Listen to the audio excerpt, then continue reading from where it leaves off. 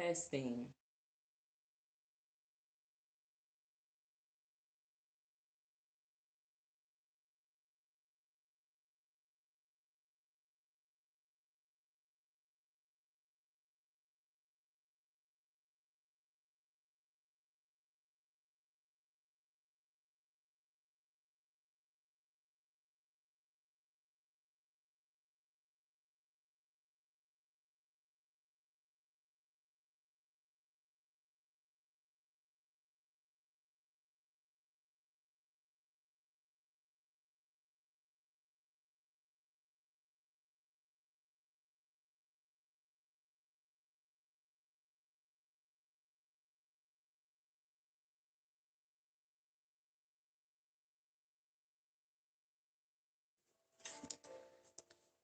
What's up, Mixed Juice? Welcome to the live stream. Welcome, everybody. This is going to be yes, it is. Yes, it is. And honestly, I hope y'all ready to stay on here because we finna go hard. We finna go ham for Charlie. Rest in peace, Charlie Kirk, man. You said I was so shocked that what some people and companies were saying. I was expecting people who didn't like him to just not care, right? I was expecting whatever this. Yeah, yeah. You said Charlie don't want us to what mixed. Just we have to be strong and push. Yep. It's you know what Charlie Kirk's death has encouraged me to go ham and go hard on the truth. Real talk. And I don't care who don't like it. I don't care. So let me know. Let me know when y'all ready. And make sure y'all get the likes up in this stream, man. And Mr. Kane, hubby, can you please put the topic in so I can pin it? Y'all came in pretty fast today. I expected it to take some time, but um I am from Chicago, born and raised. I still live here, unfortunately. But anyway, nevertheless, let's talk about Charlie Kirk's assassination. Let's just call a spade a spade. Everybody knows he was assassinated. Make sure you guys stay on topic, you know, please, because any off-topic comments will be deleted. Unfortunately, you will be blocked out of the live stream if you cannot stay on topic. Okay? Charlie Kirk. We talked about Charlie Kirk yesterday, actually, when we found out what had happened, but I really you know what? I am very, very, I said a prayer this morning and I prayed for Charlie Kirk's family, you know, his friends, anybody that loved him. And it's just so sick. It is the fact that the world has showed how much hatred they have, y'all. It is just ridiculous. Um, I know that his eyes aren't on Chicago. We know that, okay? Um, I'm sorry. Wait, maybe I didn't see it.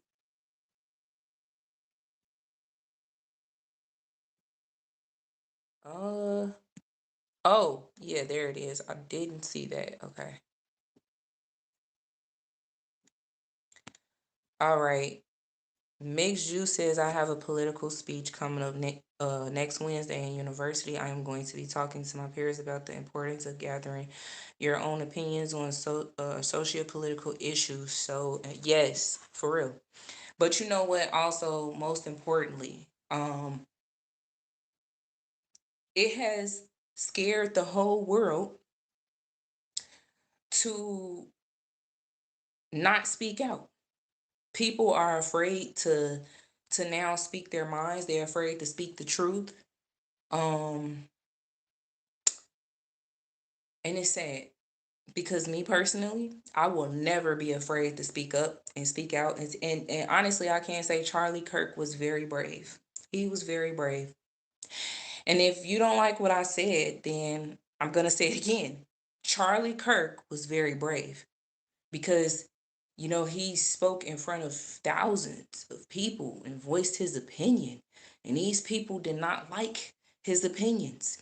You know what the world helped me to realize how sensitive they really are. People are so damn sensitive, especially black folks. People is so damn sensitive. You don't know how many people me and my husband had a conversation with, and they didn't agree with certain things that we were saying in the conversation. They so sensitive, they just get so worked up easily. And then when they get worked up, then they have this personal hate for you because of your views and the way that you view things. And what, for instance, let's just be 100. The little COVID situation, we did not agree with the little jabbed up, we didn't agree with that. And a lot of people hated us for that. There was so much hate for me that somebody really tried to get me locked up just because of my personal opinions versus theirs. This is how sick people are. They want to see you locked away or dead just because they don't agree with what you're saying. Adults though, how sensitive, bro. I mean, damn. And then y'all talk about the kids, oh, stop crying. Sticks and stones may break your bones, but words will never hurt you. Yeah, bullshit. Charlie Kirk died. Let's be 100. In my eyes, I feel like he died just from just speaking the truth. He died because he was more knowledgeable than others and they couldn't take it.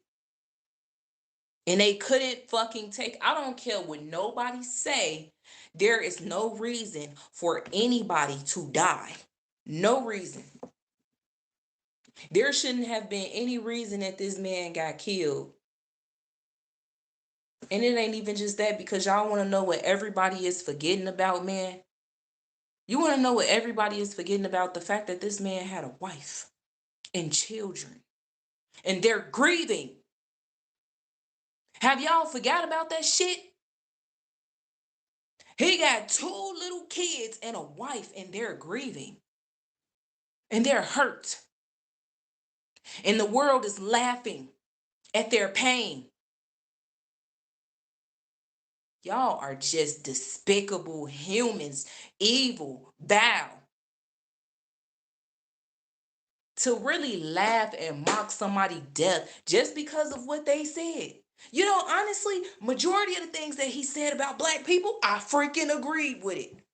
I talk about problems within the black community all the damn time. Yes, black on black crime. What is wrong with a white man's views on black crime? How is that racist because he decides to speak on it? If a white person came in here right now and said, well, your race is the problem, I'm going to fucking agree because it's true. Unfortunately, we are a problem. We are. You know, Honestly, we are one of the most dumbed down race there is. You want to know why? Because we are a lost race. We don't even know where we came from anyway. That's the real truth. I don't give a fuck about the little DNA thing that y'all do and all that. People really put their belief in that. They really believe in that. Oh yeah, this is my roots. This is where I came from because I gave them a sample of my DNA and it came back that this is where you really believe that. I don't believe that shit. I don't. You said I am white, but don't think that it is about race. I mean, the thing is, it's about him telling the truth. That's the thing. But the thing is, honestly, a lot of black, this is my opinion. This is my view, Broomy. I feel like it was because he spoke too much truth. He was a lot more knowledgeable than other people were. And people can't take that. They cannot handle that shit. I'm telling you, man. Somebody really tried to get me locked up for my own personal opinions versus theirs. When I tell you the hate that people give, it don't make no sense. Let me tell you another example. The situation that I'm dealing with right now, my children are in DCFS. 5 of my children are in the system fighting to get out of the system because of someone's hate towards me. Their hate, I'm telling you, people and their hate will go a long way. Real talk, they go to the furthest extent. This because we live in a hateful world and everybody just full of hate, and it don't make no damn sense. And you know what? I want to get to this real quick. I just want to say that I unsubscribed from a few big content creators platforms because they were glorifying this man's death, and they claim that they men of God and women of God, and you know how God don't want us cheering somebody else's death on. What is wrong with y'all, man? Y'all are evil, man. People are.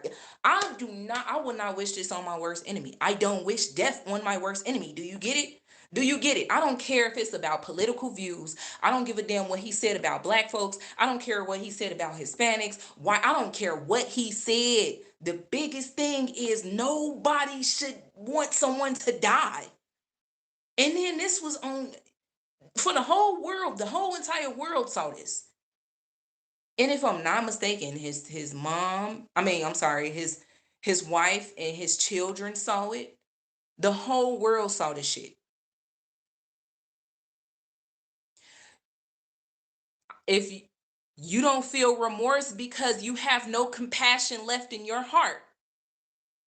And this situation has exposed the whole damn world. I don't care who say they godly. I don't care who say they believe in God. It ain't do nothing but expose who all got compassion left in their hearts. Yes, I got a righteous anger. Because this is sick, man. This is sick. I don't care what nobody got to say. This is sick. The fact that there is people that's justifying, because he said this and he said that and da, da, da, da. I don't care what he said. Y'all are sensitive, bro. Y'all sensitive. It don't matter what he said. No, I don't wish this on my worst enemy. I don't agree with the things that Trump says and does, but I wouldn't want the man to die. You know, I would not glorify his death and say, "Yay, woo, yes, he gone." Man, I'm not gonna lie to you. That is the most evil thing that we can do. And you're not a human if you really glorify someone dead. Let's be 100, y'all. This is more so at this point. It is a spiritual thing. It is a spiritual thing. You know what? I want to go to Marcus Rogers. We're going to react to a few videos of a few content creators that gave their take on this. And I'm talking about real humans, people with compassion. Because a lot of y'all are evil, man. I don't want to hear it. I do not want to hear. Y'all evil, bro. Y'all evil. You're evil. And it's sick. And only real humans get pissed off at stuff like this. So yes, I'm upset. And it's a righteous anger. And I am hurt. I'm hurt because the fact that people are this evil is sick. And I really dislike it. I really do.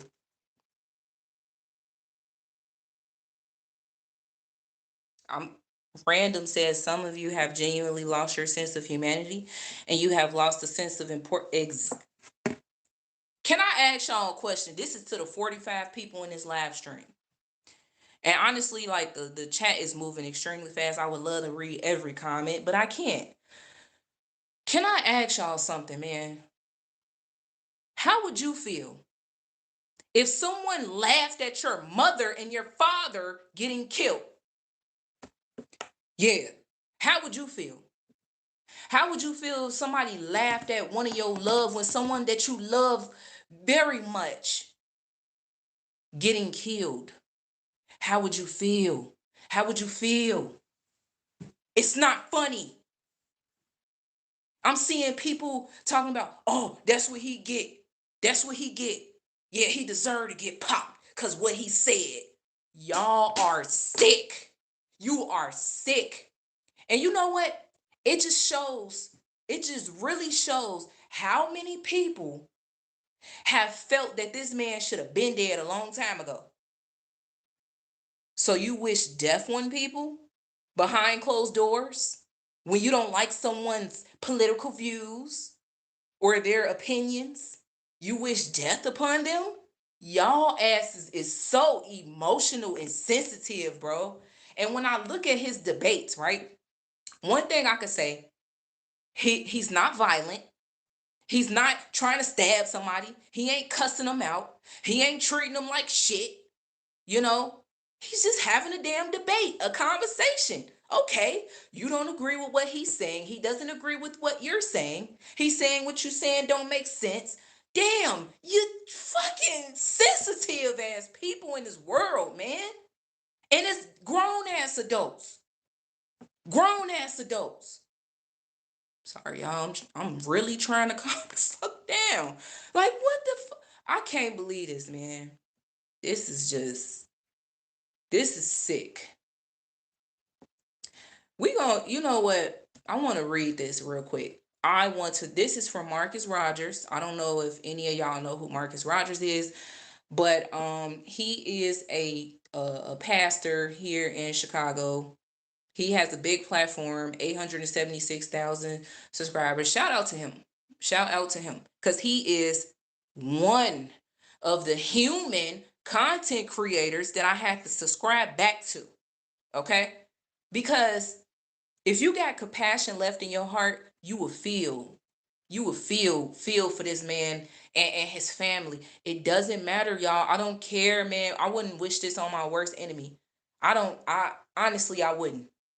I don't care who did me wrong in the past. I don't care who did me wrong right now. I don't care if a person cussed me out. I'm not finna say, I hope somebody beat you in your head with a bat to the point where you're dead. Like, what? Come on, man. Make it make sense. Y'all are evil, man. Y'all evil. Yeah.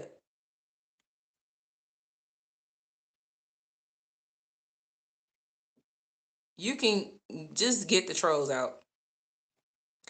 Uh Robin says, I can give an example. Look at the position we're in now. It is because of people like that and the power that they had the positions to put on others, and then we want to say nothing about it. Robin, who you talking about? Uh so yeah,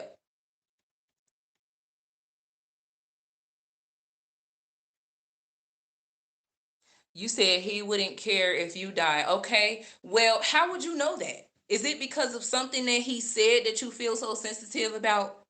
Honestly, if I die, I don't care who don't care, but I know my family would. I know my husband would. I know my children would. I know they would be hurt. Real talk. You think I care about how somebody feel about, like, come on, man. But this is just evil. This is sick. And it's all because of sensitive ass adults that act like little ass children. I told y'all in my last few live streams, I said, man, we is living in a world. This ain't even a world full of, majority adults. This is just a toddler, baby ass world. Everybody is pacified and they need a damn pull up and a pamper on. And they need a baba and they need mama and they need dada because y'all asses is so damn sensitive. I don't care what nobody say, man. I do not care. If anybody come in this live stream and they say, oh, but he said, but it's just showing how sensitive you is because of what he said. And I'm gonna need y'all to turn that hate around because we living in the end.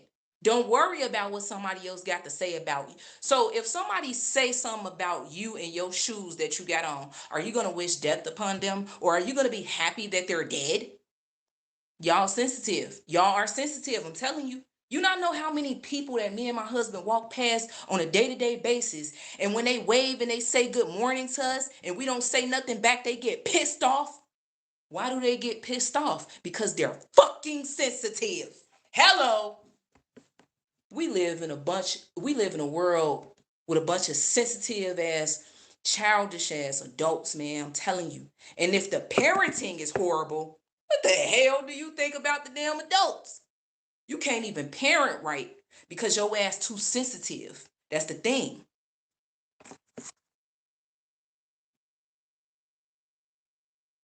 Uh Mixed Juice says, trying to read y'all comments. Dylan says, when people value their opinions more than other people's lives, that is when people start dying for no real reason. So, this my thing though. And I got every right to talk about it because I feel a way about it. And it is, gained national attention and everybody's talking about it. And I felt some sort of way about it. I felt some sort of way about it, yesterday. And I'm like, damn, I was already talking about it yesterday, by the way, for the person that just said, you just clout chase. Man, get the fuck out of here. Yes, all y'all say clout chase this, clout chase that. Clout chase this ass. Real talk. Y'all sensitive as hell. At the end of the day, that man did not deserve to die. His family is grieving. His wife is grieving. You know what I'm saying? He got people that really and truly cared about him, though. Marcus Rogers. Let's go to Marcus Rogers, y'all. First and foremost, I just want to play his video. I want to react to his video. And I want y'all to listen to what he had to say. Real talk. Sick ass human beings, bro. Sick ass people. What's the name of that lady? Cause she next. Cause she next on my list, Miss Woman of God. You a woman of God, but you glorifying this man being dead. Y'all praising the fact that he got killed in front of everybody. How sick. It's people here like me that is still human, okay? And we live in a world full of bots. Zombie bots at that.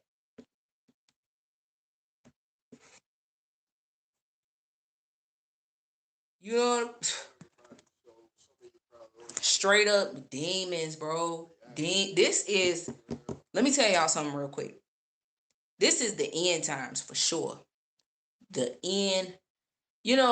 It's the Bible did talk about how false prophets will arise.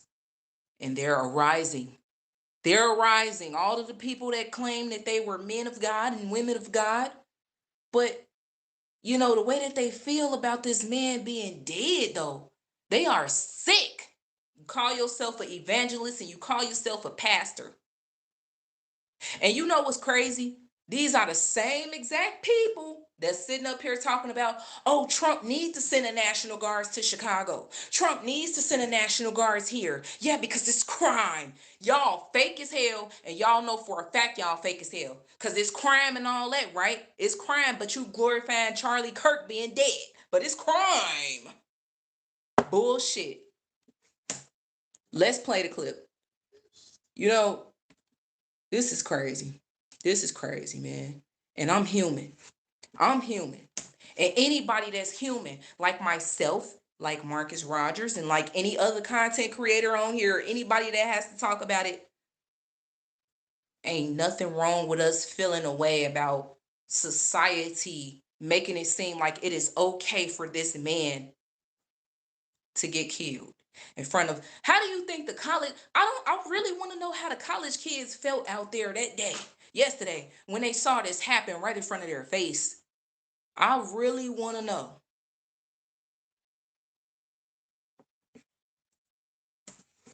So this content creator name is Marcus Rogers, y'all.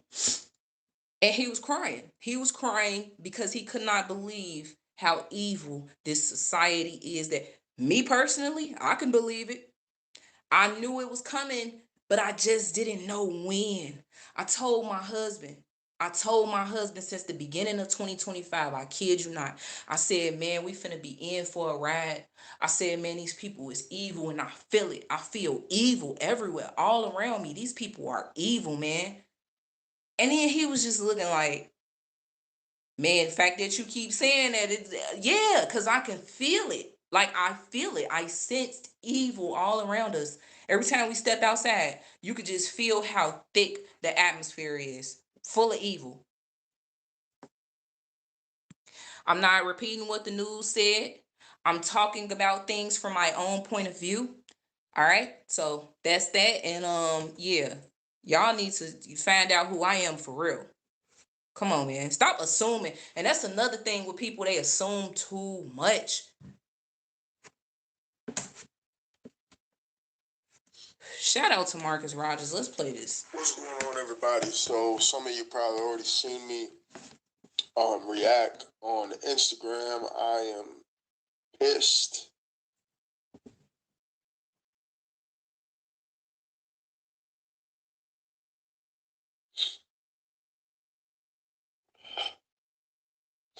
My heart is broken right now.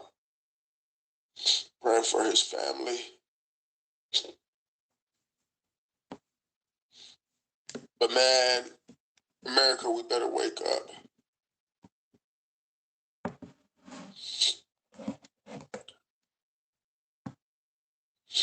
Oh man, I'm hurt. I'm hurt bad. This one messed me up right here.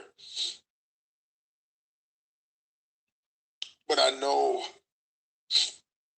that God is trying to wake up the church, wake up the world. Man, Charlie, he's born October 14, 1993, from Chicago, the suburbs. Hold on, I gotta say something. Charlie was born October 14th. My oldest son was born October 14th. Just had to say that. And it's not because of his birth date or anything, because you know, people, they just pick out what they, oh, so you feel away for him because his birthday is October 14th? No, dummies. No. It's Arlington Heights, which is a suburb of Chicago. And, you know, we've interacted online a couple of times, and man, he was solid. And I think I'm going to just play something for you guys before I get too deep in what I'm about to say, because I'm kind of just like a little bit numb now. And I just want to play what I felt from my heart in the moment when I seen the videos. And then I'm going to go ahead and just tell you guys what I'm feeling in the spirit. As many of you guys know, tomorrow, I think it's the 24th anniversary of 9/11. And so now today, we have another tragedy here in America. And just like with 9/11, you know, everybody wanted to pray. Well, we need to pray. And I'm going to show you why we need to pray. And it's hard for me not to have bitterness in my heart right now. These are some evil people, the very people that point the fingers at everybody else. But let me just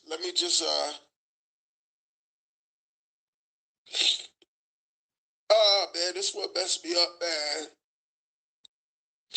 I'm gonna play something that I posted on Instagram, and then I'm gonna try to share what I'm feeling in my spirit. But make no mistake about it, this is another American tragedy. It's right before 9/11. We need to come together. We need to pray.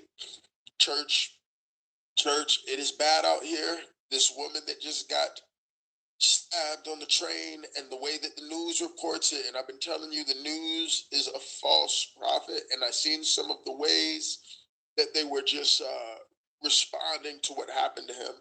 And so let me just play this, because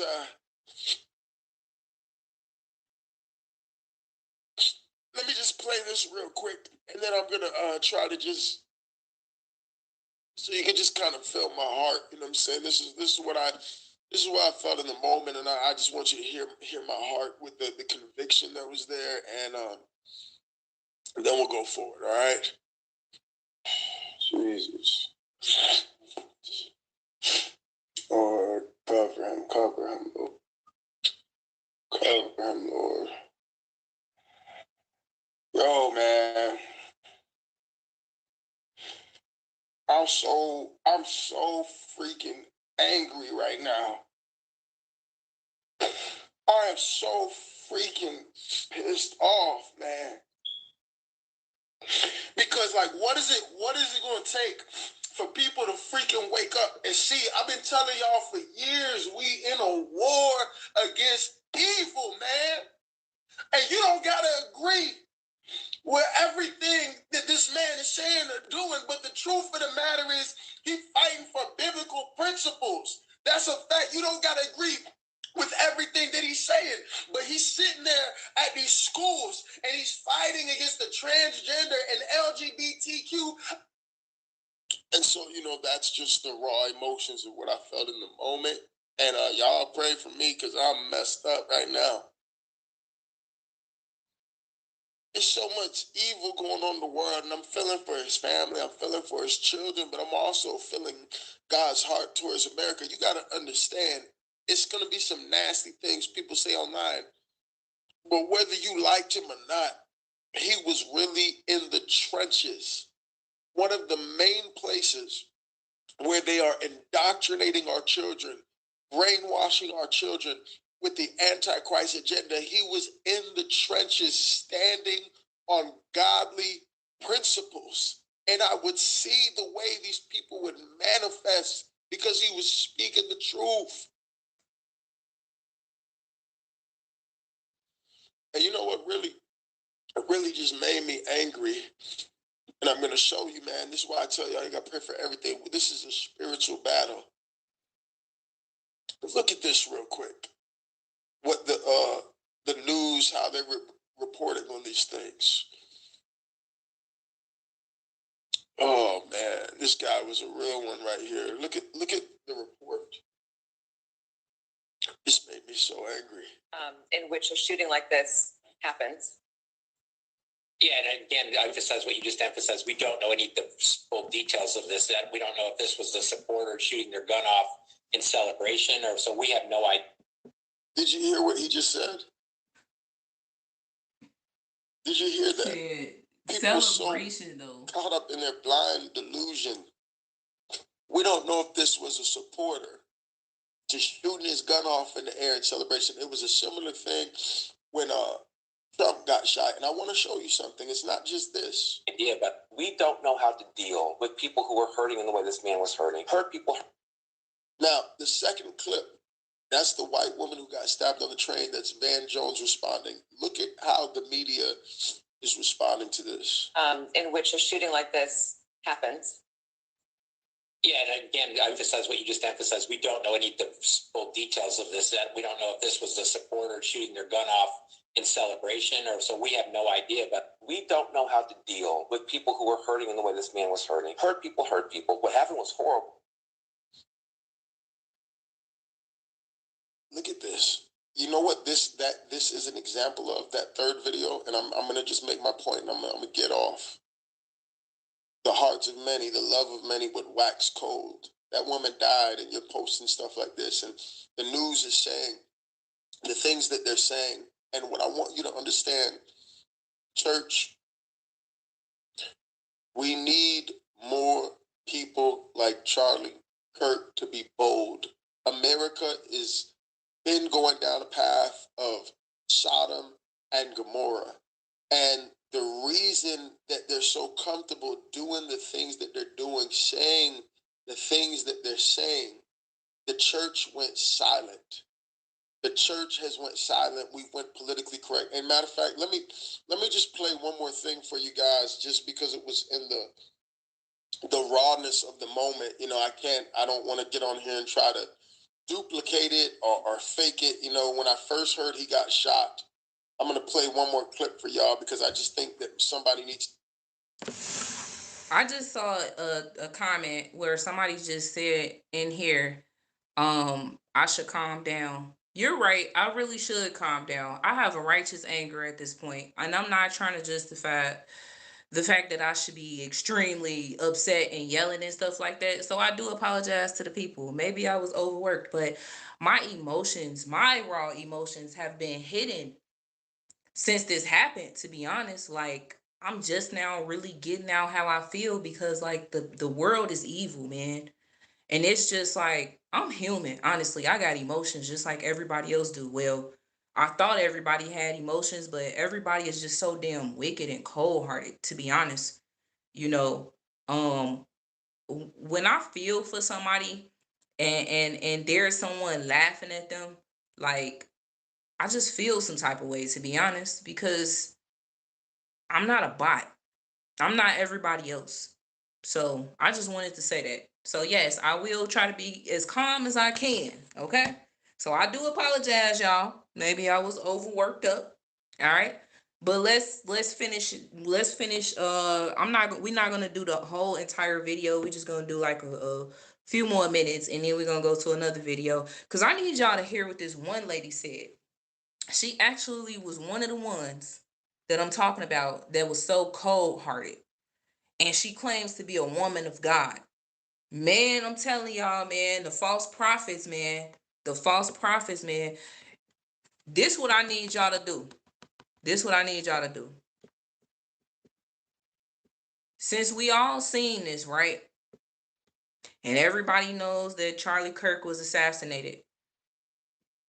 If you're human and you have compassion and your heart is not cold and you're not laughing and mocking his death, why don't you ask people how do they feel about Charlie Kirk's death? Let that sink in.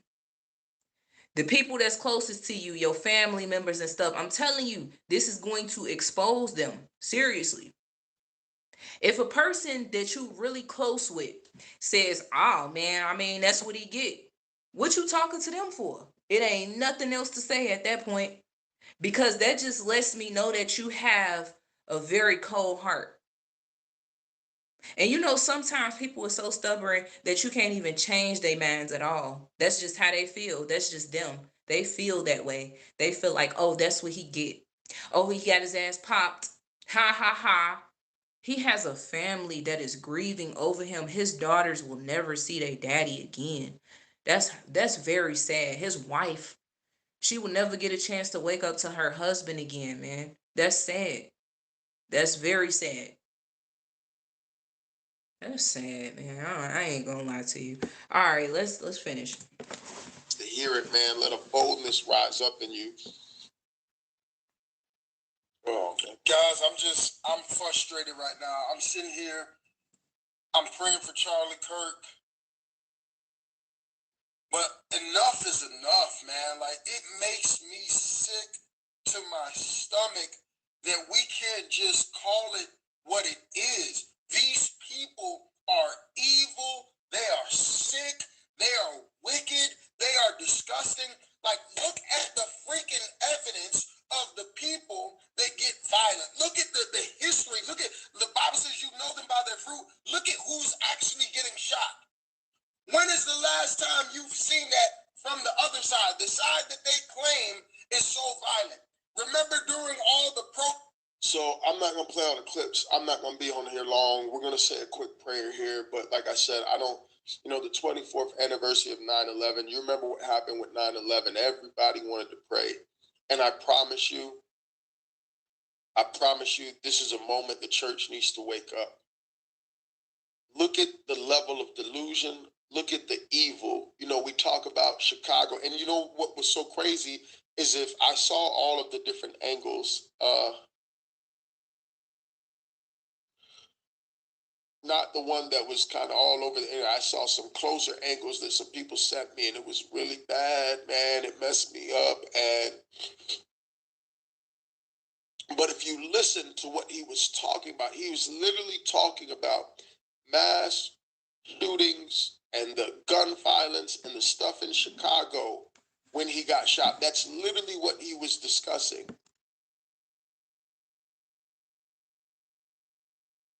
Talking about, these trans people targeting some of these churches and religious schools and things like that. Listen, That dude was a soldier. He was a warrior. He was bold. You know what kind of guts it takes to go in the trenches like that when you know that you're dealing with crazy people, people that can't even tell you, oh, men can't get pregnant, men can't have periods. And when you give them the truth, they manifest. That's exactly what the Bible warns about: strong delusion in the end times. This is a spiritual battle. Listen, we need more pastors in the church who have a backbone like Charlie Kirk. That's what we gotta pause at, and we're gonna look at another video. The pastors, where are they? I don't see any pastors coming out. Maybe I'm missing something. Maybe y'all let me know if I'm missing something, but I haven't seen any pastors talking about this. My bad. I think they got their 501(c), so they actually have to be quiet. You know, they can't talk about their views on this. You said I had to block some people I genuinely consider to be, I'm telling you. And I just saw a comment where somebody said, well, where were you when blacks were getting killed? Here in Chicago? And I feel some type of way. And look at my video from yesterday. I actually talked about one of the black women that got killed by another black woman in front of her child, in front of their children. All because the baby daddy, and it was some baby mama, baby daddy drama going on. We see black on black crime here all the time. Where were you when I was talking about black on black crime? Because let's be 100. A lot of people feel that Charlie Kirk, especially black folks, they feel like, oh, and I'm talking about the hateful black people towards him. Oh, he shouldn't have nothing to say because he's not black. He's never been to the hood. He doesn't know what's going on. So you feel like since he's white, that he shouldn't have his views on black crime? I think so.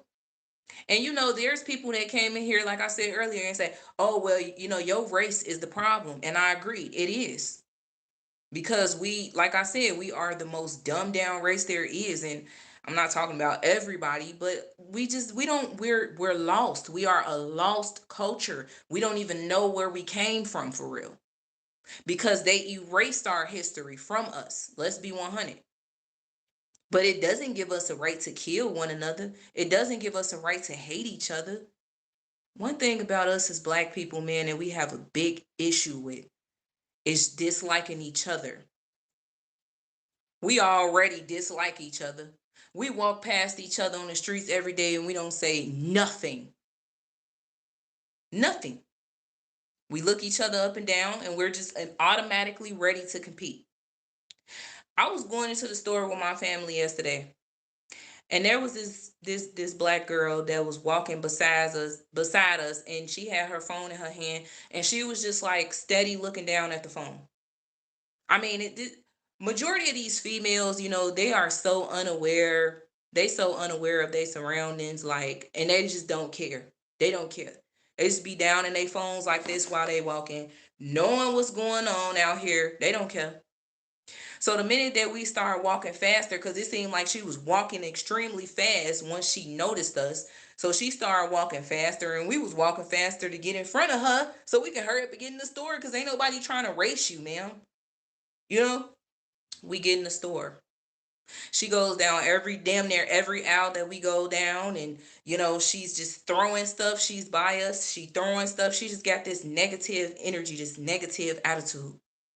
This is exactly what I'm talking about. We can't even get along in our own neighborhoods. So why is it a problem when someone else talks about us as black people? Y'all know the truth. Y'all know that, honestly, I don't think it ever been as bad. Because I remember way back when, we used to be able to talk to each other. Hey, how you doing? Not saying I give a damn, because really I don't care if somebody says, hey, how you doing? I'm just using it for example. It's like we just don't get along with each other anymore. It's more black on black crime than anything. Peter says there is no reason to hate. I dislike people for their words and actions, but I don't hate.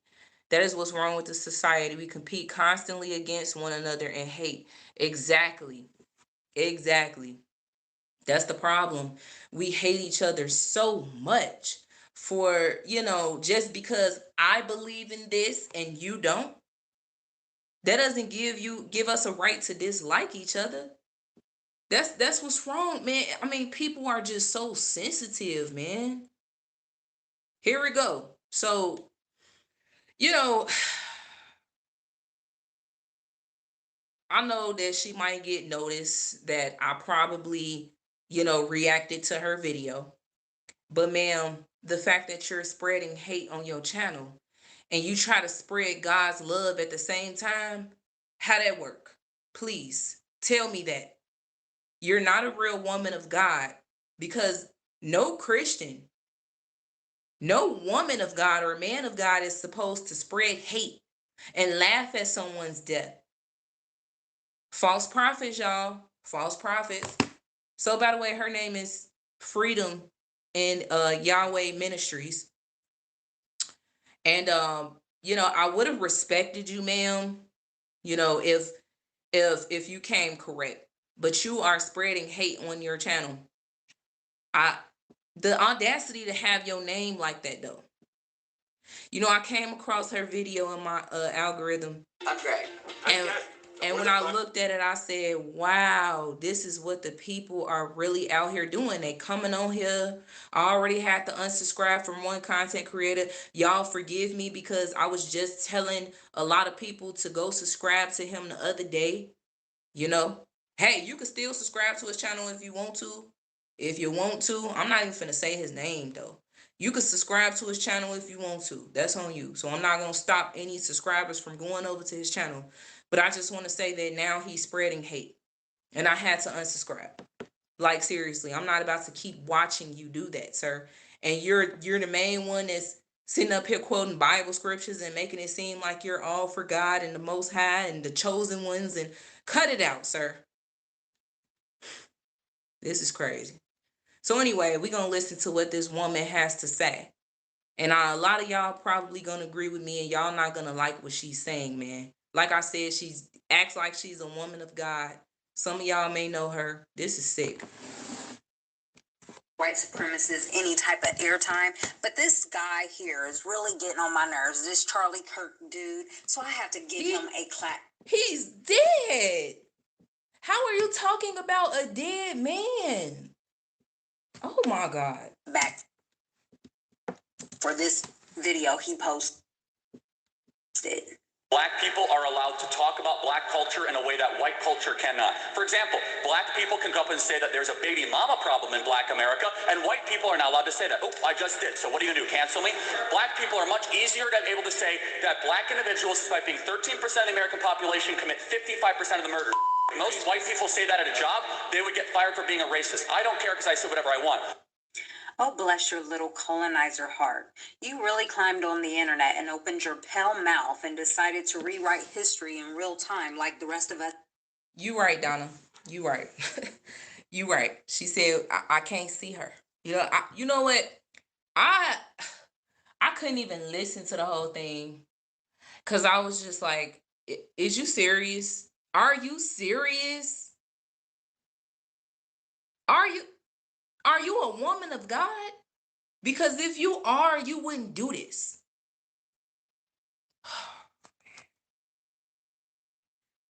Okay, so look, I just want to listen to what she had to say, y'all. I really want to listen so I can react to it. I'm not even going to show her face. Haven't been wide awake. The audacity to claim black people have more intellectual freedom while simultaneously gaslighting the entire globe into believing your fragility is under attack. Now that's rich. Irony is so thick, and it might as well pay for reparations. But I'm going to reveal the lie and hypocrisy behind the Olympics that you just won the new gold medalist for. You say black people can talk about black issues, but white people can't. Well, sweetheart, when y'all own CNN, Fox, Time Magazine, Hollywood, Disney, and the banks, and every Ivy League endowment, maybe, just maybe, you can sit out for just one conversation. And while you're pretending to be gagged, you're...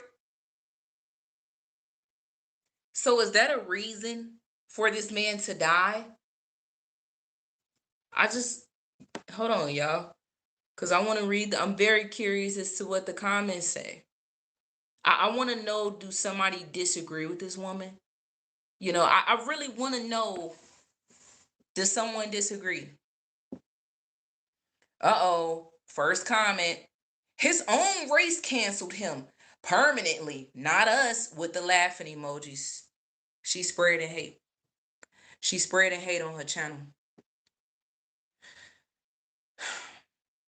Somebody said that she needs to be on primetime television. Wow. Somebody said, oh, well, we still want the Einstein fap. And this woman has how many subscribers? 28,000 subscribers. 2,116 comments of people agreeing with this woman. I don't care about anybody's views towards anything and how they disagree with this man on the things that he spoke on. I'm telling you, man, this is so evil. I'm gonna be honest. Yes, she is a demon. You know what? Thank you, Jesus. Thank you, God. This is literally exposing the false prophets, man. This exposing them. This is right here in plain sight, y'all. All you got to do is go to all of these so-called godly people, go to their channel and see if they talked about, Charlie Kirk's death, and listen to their views. And I promise to God, if they say anything other than they feel for him and his family, and if they say anything pertaining to what he said that put him in that position, it's time to start unfollowing people, unsubscribing, cutting off family, cutting off friends. Now, why did I say that? Because I know it's a lot of people going to be like, oh, well, you should have been did that. Oh, trust me, I've been did that. But I'm going to tell you, the remaining that's left, just hear what they have to say about how they feel about this man dying. And that's going to tell you all you need to know. I'm telling you. That's going to let you know that they literally lack compassion. Anybody that can mock this man's death, anybody that can laugh at him and say, ha ha, that's what he gets. I'm telling you, you're not human, man. You might be human in the flesh. You're not human. You're not human. You might look like a human. You might be an actual woman, an actual man. But it's so many cold-hearted, evil, wicked people out here. I've been talking about this, man. And way before Charlie Kirk got assassinated, I was talking about how people are so wicked and evil. And I started noticing how people were wicked and evil back in 2020, when me and my husband were homeless and all of our friends and families turned their backs on us and we literally had nobody in our corner except for the Most High God. Going through that actually helped us to become a lot more closer to God, to be honest. That's all. We just need to go through our isolation period. Sometimes that's all we need. We just need to go through our isolation period. Sometimes people do just need to treat us wrong, even though we thought that they truly loved us, so that we can know who our true family, our true friends is. All you got to do is go through something. All you got to do is ask a person for something, and they're going to reveal who they truly are to you. But you know what? Charlie Kirk's assassination has revealed pretty much the whole entire world. It exposed y'all. And it showed how sensitive, how evil, how wicked people really are. Shout out to my husband for getting the evil trolls up out of here. Shout out to you. Please, y'all, I know we don't want to hear this lady. I just want to listen to what we might end it. We might end it. But let me just hear what she got to say, though. Your people are in every boardroom, courtroom, war room, media room, pushing propaganda like it's your birthright. If you're so silent, how come the world speaks your language, worships your whiteness, and mimics your mediocrity in music, fashion, and culture? But I'm going to drop those receipts. The historical Holocaust y'all don't want us to talk about. Let's get into these statistics since you love to throw out black crime rates around like white folks aren't the original terrorists. Let's talk about genocide. 100 plus million indigenous people murdered globally via colonization. And how about slavery? Over 12 million Africans stolen, tortured, sold as properties, built your banks. You know what? This just make me want to cry. Because you're supposed to be a woman of God, ma'am. Your name is Freedom in Yahweh's ministries. So supposedly you're ministering to the people. Okay, so now we gonna exit out, and we gonna go to her YouTube channel, and I want to see before Charlie Kirk's death, what have you been ministering to the people about, ma'am? I really want to know. You talking about lessons on Sundays at 10:30. Ma'am, you must know that, you just exposed yourself to the world. You exposed how you truly feel, and you're justifying this man's death.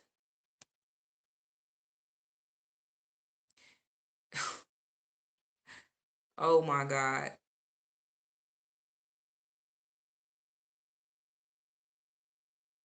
So basically she talks about other things, homosexuality, Black Hebrew Israelites versus true Hebrew Israelites. Oh, here we go, right here, y'all. This is what I'm telling y'all. The false prophets, man. Babies and toddlers, where the need is most. The false prophets really need to be exposed. Seriously.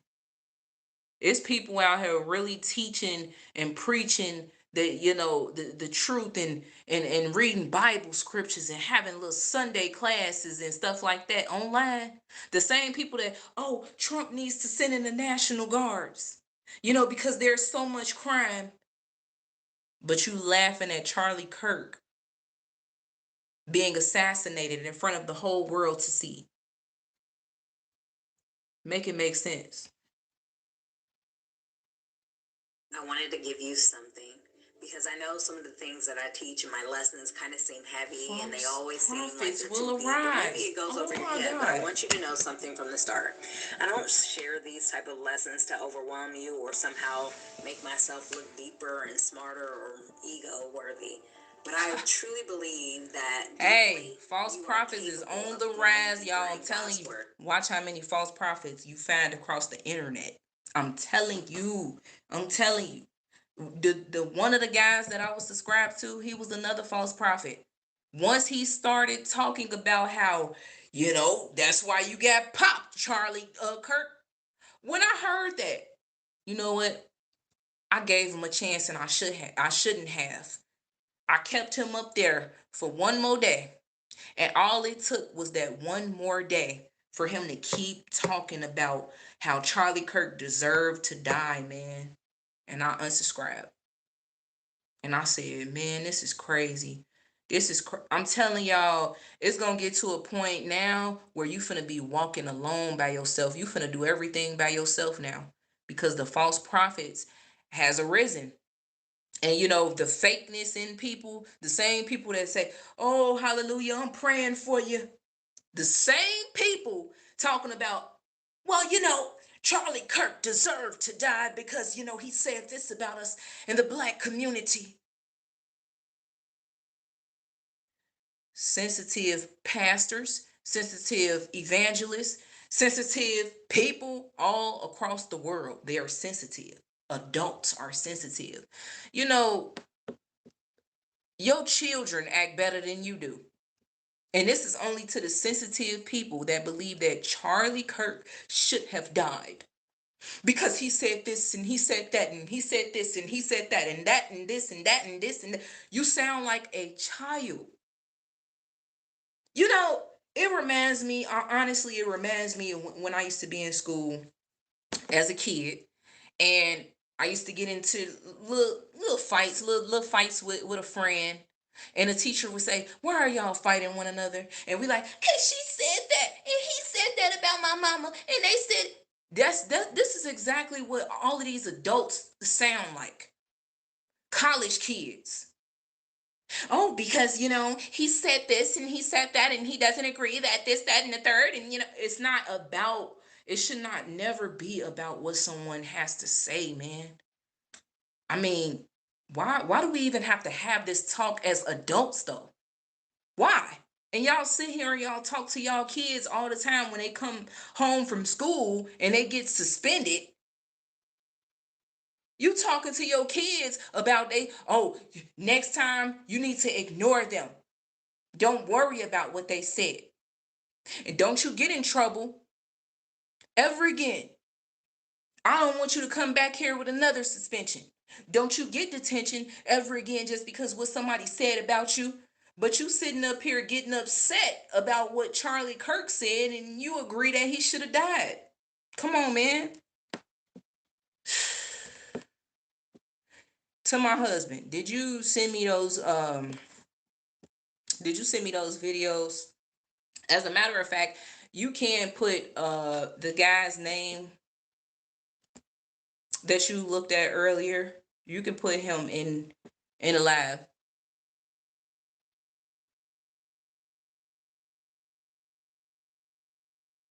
Yes, we need to quit. What's up, PH? There are wrong reactions to this on both sides of the spectrum. He was not holy and no one deserves to be a victim of political violence. I mean, okay. You got people saying he wasn't holy, he was that, he was this. I don't know, really, like for real. I was not a part of this man's life. I wasn't his wife, you know what I'm saying? So I don't know what his real political views is. I don't know, like really what type of religion he practiced for real behind closed doors. I don't really know. None of us really knows. We don't really know. Yes, I believe he was a man of God and a father. Real talk.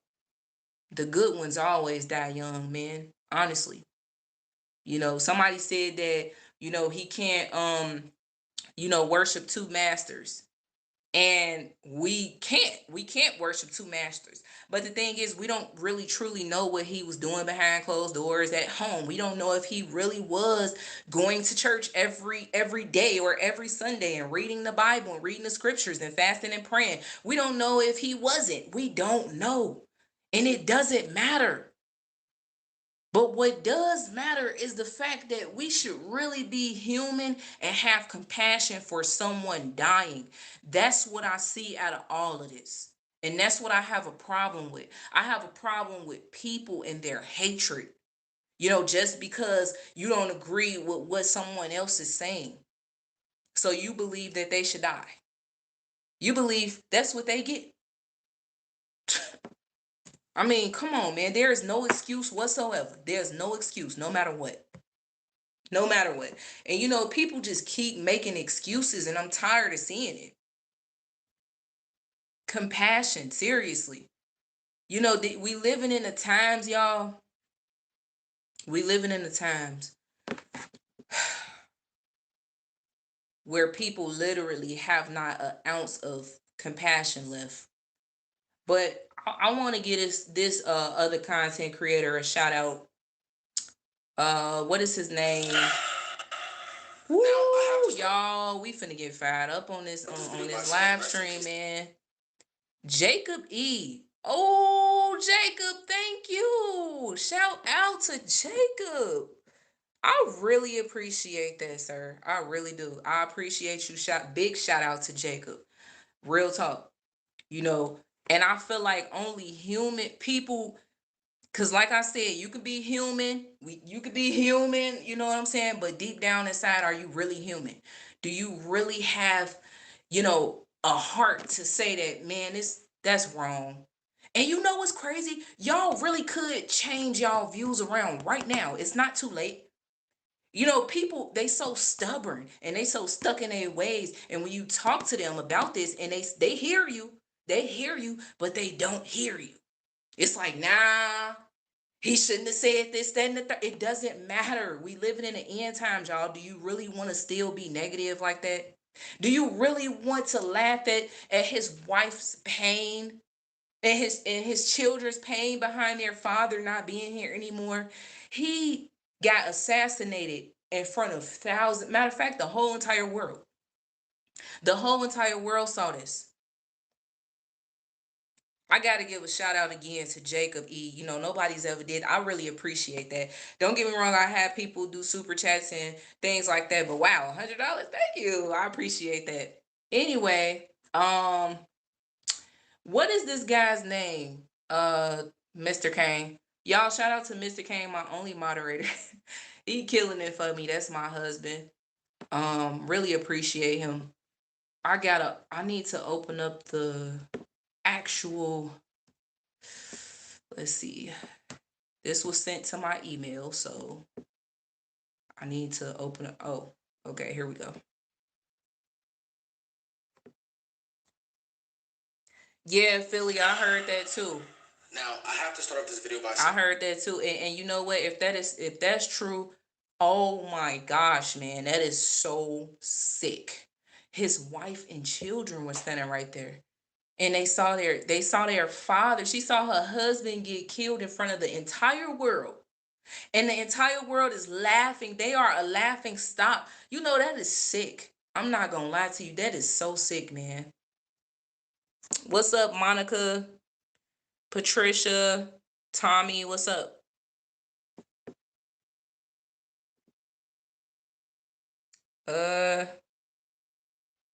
Exactly, Dave. Claim they follow the Lord, but don't display his attributes. I'm telling you, man. All right, so listen, we're gonna listen to this content creator. His name is Nitrous TV. Shout out to him. He has 886,000 subscribers. This is another content creator that actually has compassion. That and he's going to show us what people have been saying across the internet about Charlie Kirk's death. And he himself is very surprised at how wicked this world has become. Y'all, stay tuned, pay attention, just listen. now, I have to start off this video by saying, rest in peace to Charlie Kirk, and my prayers go out to his family. I mean, beautiful wife, 2 kids. This is a husband, this is a father, and this is a man who is only speaking his mind, who was fatally shot and killed earlier today at one of his own events, bro. And it's really, really sad to see, because it's moments like this where we see the true evil of the entire world. Now, Donald Trump made a post earlier today announcing the passing of Charlie Kirk, and the comment section is just disgusting. I mean, someone commented and said, God bless Charlie and his family.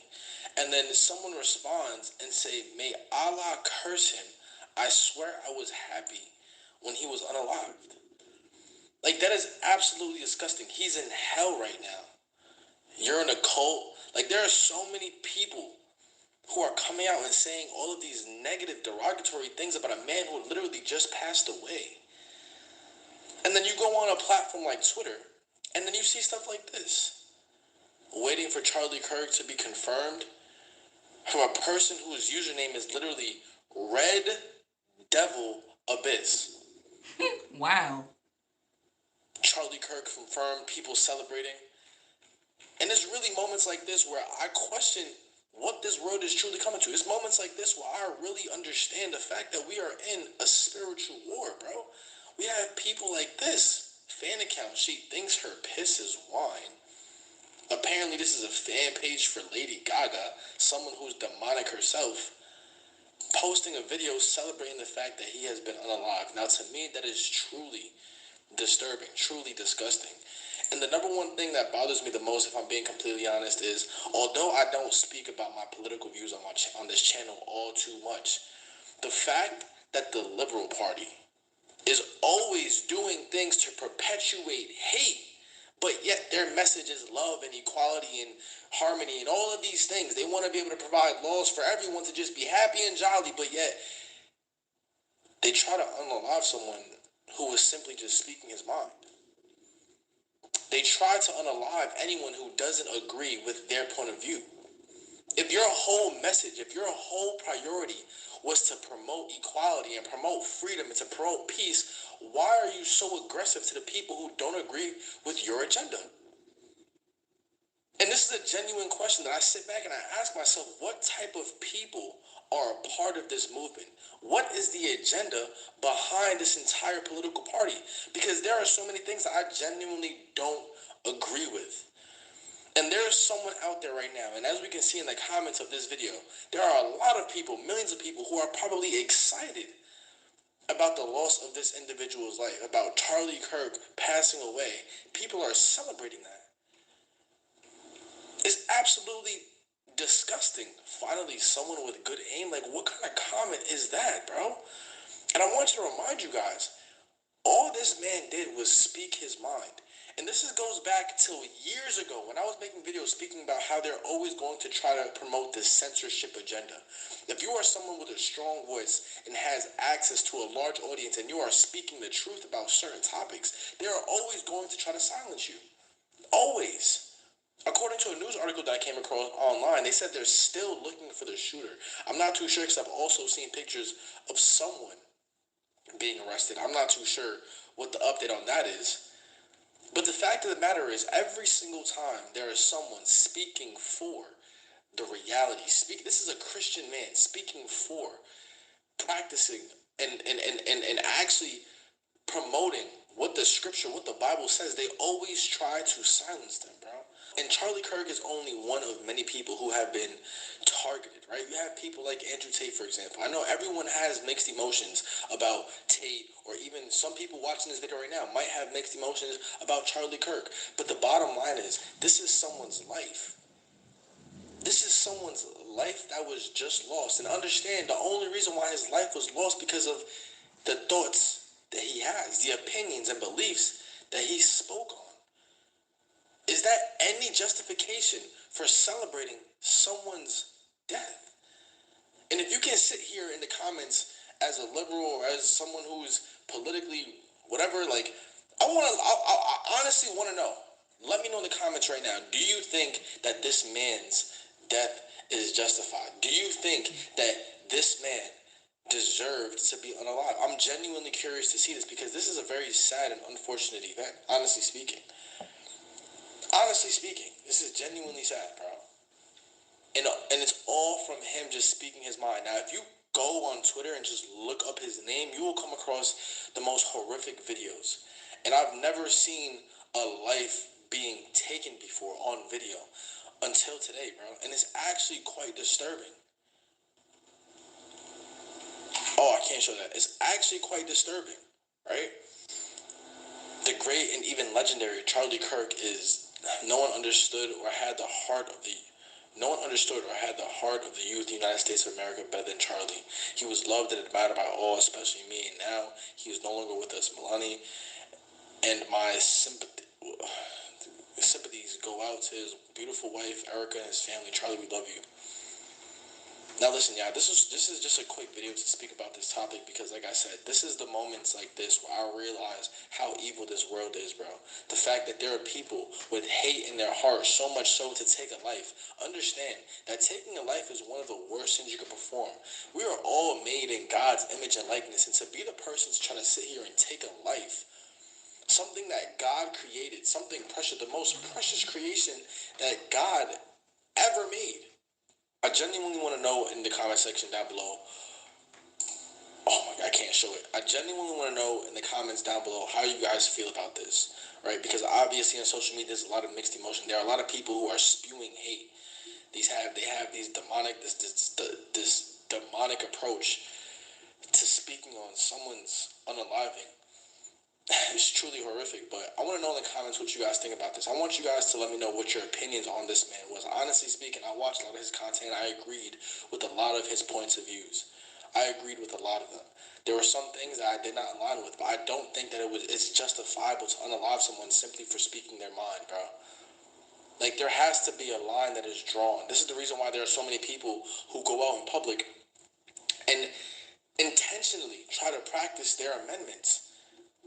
Freedom of speech, like freedom of press, like the fact that there are so many social media platforms and so many people who try to keep certain things quiet, keep certain things not like from in the public.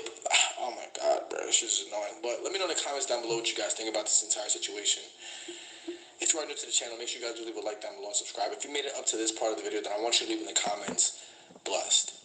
If you guys made up to this part of the video, I want you to leave in the comments. Blessed. All right. Man, this video here. This is just sad. This is sad.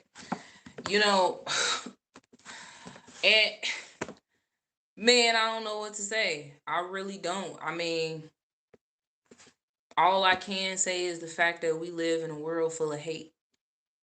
And I didn't know at what point in time it was going to happen. You know what? Actually, what I'll do is I'm going to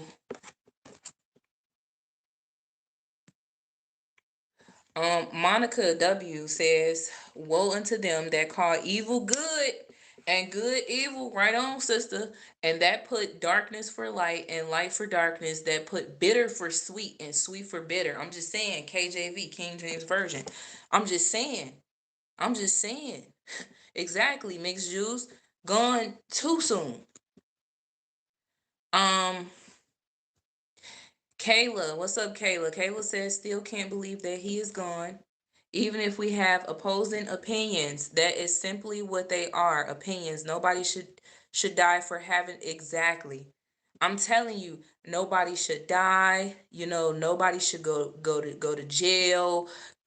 And if some of y'all just came in, I was saying earlier how someone went as far as to trying to get me incarcerated just simply because my views were different from theirs. Just simply because that hate that they had in their heart for me, just because of my views, it built up so strongly. My own family have turned against me for my own views versus theirs. You know, you got those people that really feel like, huh, look at her or look at him, Mr. or Mrs. Know It All. I mean, I don't feel like I know it all. I just make sense. That's the thing. And it's like people, they know that they don't make sense. And when they hear somebody else talk and they know that you right, they don't want to admit that, you know what, you right, because people are bitter, people are evil, people are stubborn, you know, people are just very wicked. And the false prophets, like I said, they have risen. And it's sickening and it's sad that y'all out here teaching the Bible and y'all got a big congregation, but you're sitting here justifying and glorifying the fact that someone died because their views didn't match everybody else's. And like Nitro said, if that's his name, he's right. I agree with some of the stuff that Charlie Kirk said about black folks. You know, I agreed with some of this because it was true. It was true. What was he lying about? Seriously. Can y'all, anybody that disagrees, you can put in the comment section what Charlie said. You know what? Never mind. Don't even do that. Don't. Because you ain't gonna do nothing. That's just allowing you too much time to sit there and justify why this man should have died. I just want to read Marcus Rogers' post. And then we're gonna go to another video. Marcus Rogers, shout out to him again. We're gonna read this. Oh, what happened? What I got, y'all hear me? Y'all see me? Everything good? I see somebody saying something happened to where they can't see. Put a 1 in the chat if you can hear and see me good, cause YouTube do be tripping. Exactly, they're not real soldiers. Okay, thank you, y'all, thank you. Appreciate it. Okay, Marcus Rogers said, "Listen, y'all. I need y'all to listen, cause I know people they would rather see a video or hear a video, but what he said in this post was so true." He said, "It is sad, but once again, it is clear that there is too much idolatry in the black church. And let's say, for the sake of argument, that Charlie Kirk is everything some of you claim that he is. The Bible still says, 'Do not rejoice when your enemy falls. Bless those who curse you and show the fruits of the Spirit.'" You hear that? Do not rejoice when your enemy falls. Bless those who curse you and show the fruits of the Spirit. Prime example, there is people, you know, we have to deal with a very wicked, you know, agency, foster care agency. And when we have to go and see our children, these people, they are so wicked towards us for nothing, bruh. For nothing. You know? We didn't do anything to anybody. We didn't put our hands on nobody. We don't show nobody how we are violent or anything, but they just wicked. And well, you know what we say to them? God bless you. God bless you, ma'am. And I hope and I pray that you go to God to turn away. Help him to help you turn away from your wicked ways. Seriously. That's all we be saying. I don't see how that's wrong to tell someone God bless you. And I hope you take that opportunity to go to God and ask him to help you turn away from your wicked ways. People are wicked, you know? The problem also is people. People don't believe that the problem is people.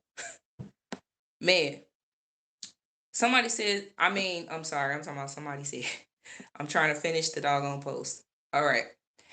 It says, but many of you are doing the exact opposite because of bitterness. You move just like the world because of your idolatry with skin, and don't use the excuse, well, these people did this or that. Exactly. That's not biblical. Real Christians don't get happy about anybody dying. Real Christians have compassion for all souls. And when you base your response on what sinners do instead of on the word of God, you are already off track and your Christianity is being dictated by people as opposed to the word of God. He says, I felt sad when George Floyd died. I felt sad when Trayvon Martin died. I felt sad when O.J. Simpson died. I felt sad when Kobe died. I felt sad when Michael Jackson died. I feel sad when anyone of any background dies because they are a soul. I hope they die with Christ. I grieve because I understand the seriousness of eternity and I feel the pain of the families left behind. That is why it is not a badge of honor to brag about how unbothered you are. Can I say that again for the people in the back? It's not a badge of honor to brag about how unbothered you are. That is not spiritual strength. It's proof that something in you is broken. He's speaking straight facts, man. He goes on to say, when you say, I don't care that Charlie Kirk's children lost their father, or that his wife lost their husband, or that the way he died was cruel, you show that you do not have the fruits of the Spirit. Believe me, Jesus has compassion for every soul that dies. And if we don't, then we are not doing Christianity right. Some will even hear him say, depart from me. I never knew you. Judgment Day. When skin color becomes your God, you cannot see in the spirit. To be carnally minded is death. That's why we've seen black church leaders get it wrong over and over again. Wrong about Kamala Harris, wrong about COVID, wrong about the BLM organization, which was proven to be a scam, wrong about fraternities, wrong about Beyonce, wrong about Obama, wrong about much of our church leadership. You see the LGURC, you know what I mean, agenda running rampant in the black church. You cannot discern correctly if skin color is your lens. Exactly. The black church, he says black church, quote unquote, that's what he got up here. The black church is not the same as God's church, just like the kingdom is not the same as the Christian industry. Jamal Bryant is exhibit A. Loud, wrong, compromised, and unbiblical. Why does the black church always seem in lockstep with black Hollywood and black demonic artists? Why do they always agree with the world on every major issue? That should be suspicious to you. First of all, there is only one church. Jesus is coming back for one bride. The Holy Spirit is saying one thing to God's church. Just because there are many voices doesn't mean they're all God. Notice how Christians of all races often hear the same thing from the Spirit about major issues, yet the black church seems to move in its own direction because they are led by skin color instead of by the word and the Spirit. I am not talking about black people. I'm talking about the entity we call the black church. That is why we must always refer back to the Bible, not our skin complexion. It is kingdom over culture. Make no mistake about it. And last but not least, he says this. I love being black. I love our people. But year after year, we see the black church get it wrong because skin color has become their idol. I understand the pain of the past and the scars that we carry. We acknowledge the evil that happened, but the Bible still works for us. regardless of history, regardless of racism, regardless of opposition. The word still stands. We must walk by the rules of the word, not the rules of the flesh. And that was, 100% facts. 100% facts. He told no lies. It's all about skin color, man. It's all about that sometimes, it is just, it's sick. This world, they justify death because of the way that you look. Your skin, these hoodlums out here that's on the streets of Chicago that's doing wrong, these little children that's holding guns and stuff like that. People say you live by the gun, you die by the gun. This Charlie Kirk situation has woke me up as well, even more. Because, yeah, I can honestly say I woke up in 2020, but I fully woke up in 2022. But this situation, and we just being human right now, and I'm just being honest to you. When I would get mad, I would say evil, wicked things out my mouth. But I would pray afterwards because I convicted myself of my wrongdoings. I know that I was wrong for the evil things and the wicked things that I said. I damn sure don't want anybody to die. I don't want anybody to get hurt, But I'm sure that when we're angry and we frustrated, we do say things that we don't mean. If you don't convict yourself and you don't feel like you're wrong, you have a problem and it needs to be addressed. And you should start addressing it with yourself.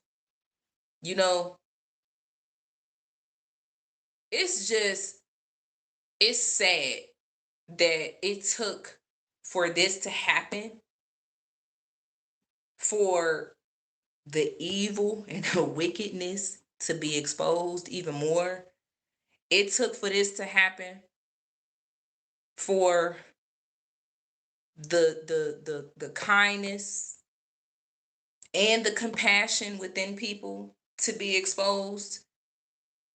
If you ask me, this has really exposed good versus evil even more. 2025 ain't even over with yet. And we in September.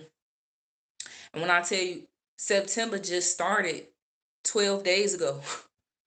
And we still in for a hell of a ride. Guess what? We got long ways to go.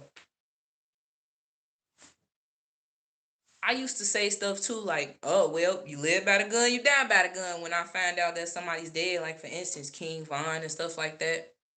Live by the gun, you die by the gun. Well, you should never been doing it. Should never been. But honestly, nobody deserves to die. I don't care who it is. Nobody deserves to lose their life, for nothing. I don't care. I don't care what it is. Nobody deserves to die, man. Real talk. I said stuff like that, but I still did have a heart, for people being dead, man. Even if they held on to guns and they killed people, I would say stuff like live by the gun, die by the gun, but at the same time, I really felt some type of way deep down inside. I'm like, damn, that's crazy. Like, man, I don't feel like people should die, just because they held on to a gun. I'm just being human though, honestly. I'm just telling the truth. Really. So we gonna go to, not sure if y'all know who this guy is, Mark the Messenger. And we gonna go to Mark the Messenger. And he also, if I'm not mistaken, he did a video on this as well. I'm trying to go to it. I think it's in his shorts. Yeah, it's in his shorts. This is crazy, man. So, I just want to let y'all know, anytime we go to a video, I'm going to make sure that I tell y'all, hey, this person, they actually care. Or I'll make sure I tell y'all, hey, this person, they don't care. What's up, Jerry? Killer says, I may not agree with the politics, but damn, I don't want to see people violently die. Exactly. Times are getting worse. Oh, yeah, trust me, we in for a ride. People just really believe in a mask like, oh, it's going to get better. No, it'll get better for you if you cling closer to the Most High during these times. It'll get better for you if you read the scriptures, if you tell the truth, if you have compassion. You know, that's a big plus. We must have compassion. Who are you without that, though? Who are you without love in your heart? Who are you without love in your heart? Ask yourself, do you still have love for people that has done you wrong? Because you know, one thing I could say about myself, even though people have done me wrong time and time again, I still have a heart for them. I promise you I do. And God is a witness to what I'm saying. I have a heart for people that still do me wrong because I could still see the good in them. You know, people just too stubborn to show that side of them, but it's like you can see that. It's like, I know you a good person. Come on now. Why you gotta be like this? You know what? God bless you. God bless you, man. It's a shame that I've had to say this the majority of the year, time and time again, because people are evil. And I've had to tell them time and time, you know, God bless you. Mixed Juice says, the American Department of Education needs to be fully reformed. If you ask me, the system as a whole is broken and it all needs to be reformed, to be honest. And one of the systems that is terribly broken, you know, off the top, because I had to deal with them, CPS. You know, Child Protective Services is a broken, very, very, very evil, wicked, broken system. And you know, these people that snatch children out of their homes and stuff like that, their judgment time will come.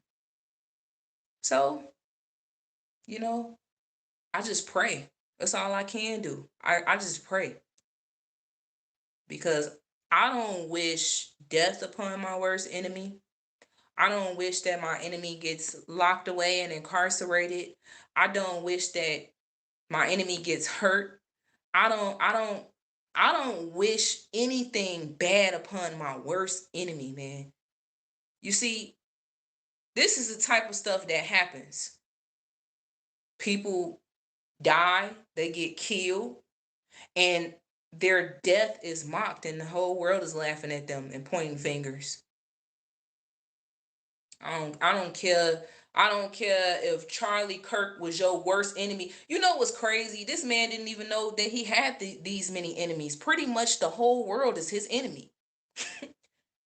What the, like, this is crazy. The whole entire world was this man's enemy just because of the things that he spoke about, which majority of it was the truth.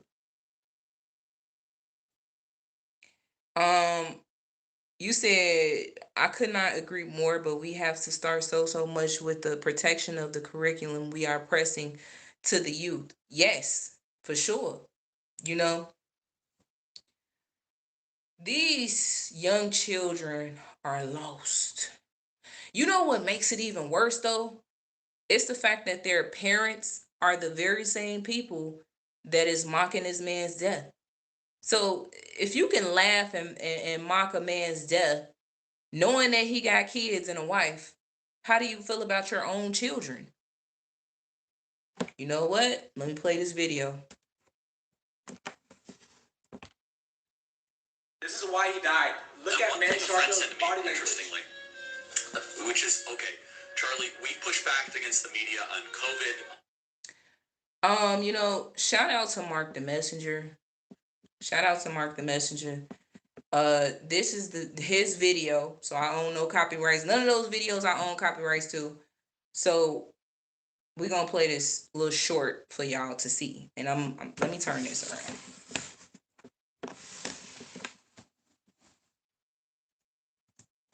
This is why he died. Look at man Sharp's body language. Interestingly, which is okay. Charlie, we push back against the media on COVID, on lockdowns, on Ukraine, on the border, on this. Like, maybe we should also ask a question: is the media totally presenting the truth when it comes to Israel? Body language. You know that maybe we shouldn't believe everything the media says. Even he's like, why are you saying this? To ask a lot more critical questions over the last couple of years. So Ben, some people would accuse Israel of wanting to ethnically cleanse. No, it doesn't work it that way. I got to bring out the scripture again because a lot of Christians today, they turn a blind eye to this Bible verse. It's like they can't see, right? Charlie Kirk, that's who he served, guys. That's who he's working for. He tried to question what was really taking place. Even Ben Sharpro, who's also owned by them too, he was like, wait, why are you saying this? 2 days later, he gets taken out. I hope you guys are opening your eyes, guys. Yes, Charlie Kirk, that's who he was working for these people, guys. Allegedly, I gotta say that. Guys, the Bible's the truth. Wow, wow, wow. In front of your eyes, people can't see. This is why he died. Look at Ben Sharp's body language. So this is my question, right?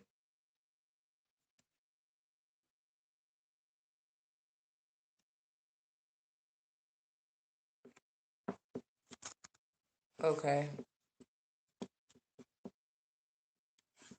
So I pinned the Cash App, y'all. Pinned the Cash App. That's my Cash App for anybody that wants to donate to the channel.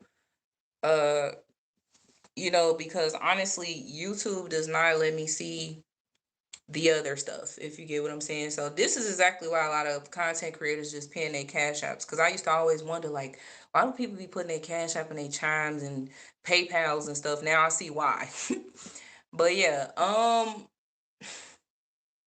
so what do y'all think about this video that I just showed y'all?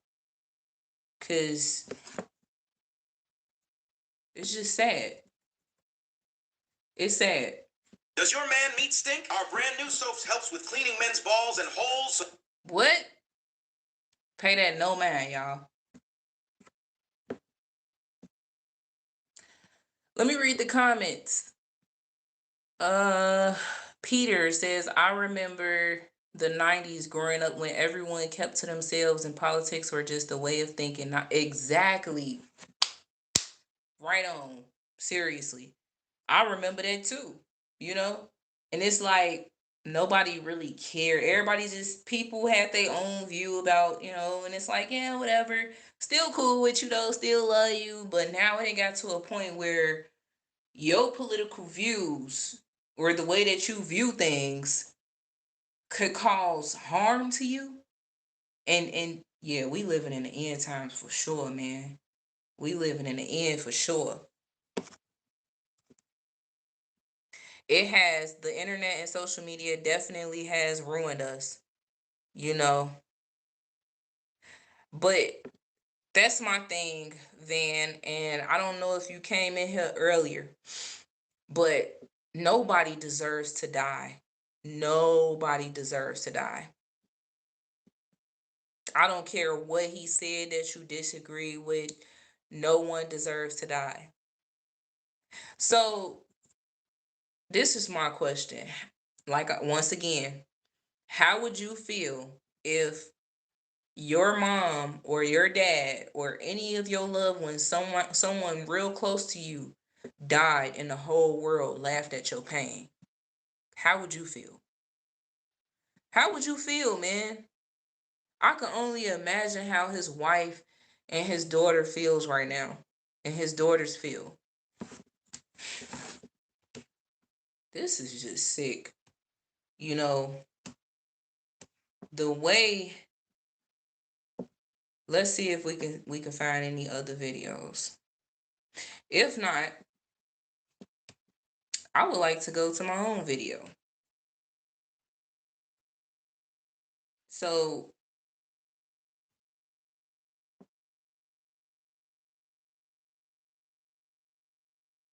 how would you feel though? If somebody in your family that you loved so dearly passed away or got killed and everybody was laughing at you, how would you feel? Because imagine how his wife and his children feel. Like I keep saying, and nothing is funny about that. Nothing is okay about that. Violence is not okay. We already got our Chicago mayor and governor of Illinois trying to justify violence out here. Talking about, oh, well, Trump, don't bring in the National Guards. Don't come here to Chicago. First of all, you telling a person that owns a billionaire pretty much that owns his own building, that's his own building downtown Chicago, to not come to Chicago, make it make sense. But nevertheless, like, we got pretty much the whole city of Chicago here trying to justify violence as it is. But damn, the whole world now? Lord have mercy. This is just crazy. So I want to go all the way to the beginning of the year, okay? When I made a video, y'all,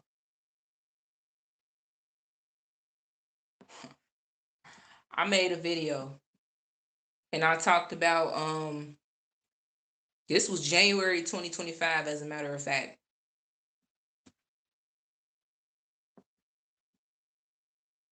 We gotta see, when was this? Okay. It was January 2025. I made a video and I was talking about how an incident happened to me. It was like the 3rd or the 5th day of January. And when that incident happened, it was a wake-up call for me to tell the people, hey, I just want to let y'all know 2025, we are in for a ride. Y'all better get ready because it is finna be straight up evil across the world. And, it's justified at this point.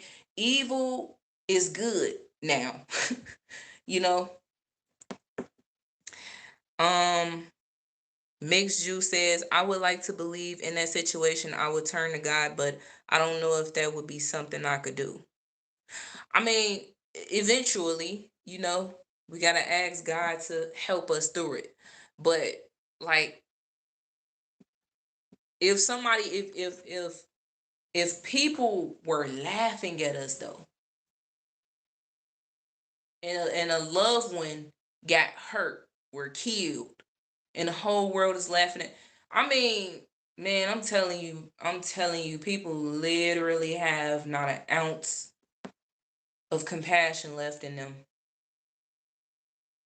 So, let's see.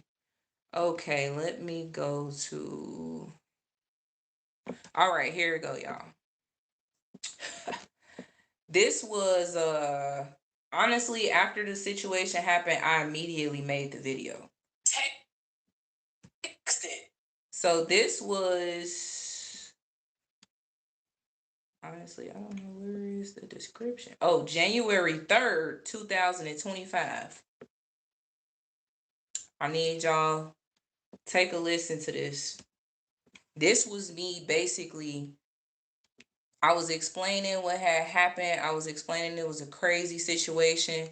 January 3rd, 3 days in, I said it is a crazy year already.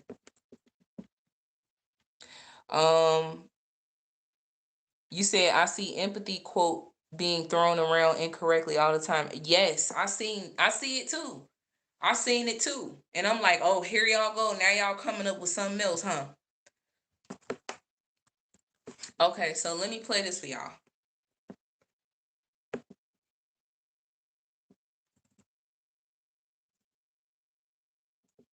I'm trying to fast forward.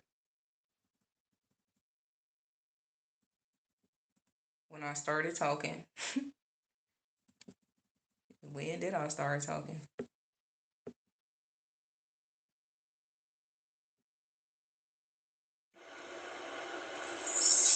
What's up, y'all? I don't know why the fuck my green screen is not working because I wanted to show y'all something. Let me see.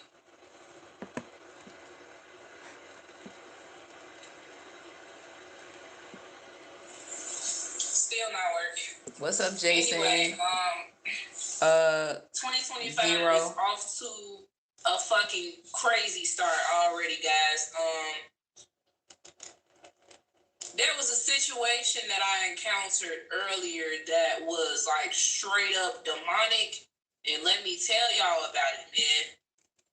Put a 1 in the chat if already you have been experiencing some crazy stuff already. If you've been already experiencing some crazy stuff, 2025, put a 1 in the chat. Put a 2 if not. Nah, for real though. Like, to y'all, put a 1 in the chat if you've been experiencing crazy stuff already. You know, real talk. Put a 1 in the chat if you have been experiencing crazy stuff like happening to you in 2025 already. I'm talking about already. It's almost over with. Put a 2, but you put a 2. So let me tell y'all what happened, right? Please stay on topic, please. So I work downtown Chicago. That's crazy, y'all. I'm sorry. And I was done, clocked out of my shift, and I'm trying to hurry up and get the hell home, right?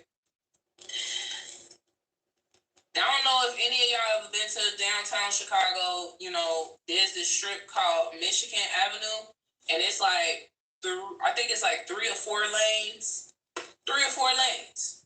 Kind of like the expressway a little bit. So I was driving. I just want to let y'all know. This is what happened. I had just got off of work. This is when I was working downtown Chicago. Just got off of work.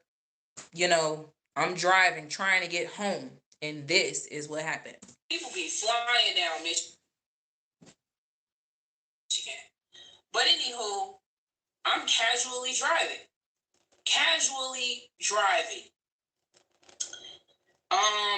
I didn't think nothing of it. It was a red car in front of me, a red Nissan Altima with tinted windows, Illinois license.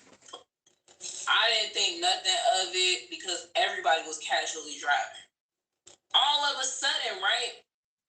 When we are at the light, at a red light, there was an empty lane, right? She was in front of me. There was an empty lane next to me on the right-hand side.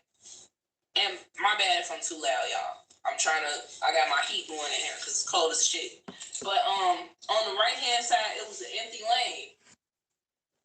So I'm seeing how she was like kind of blocking the lane.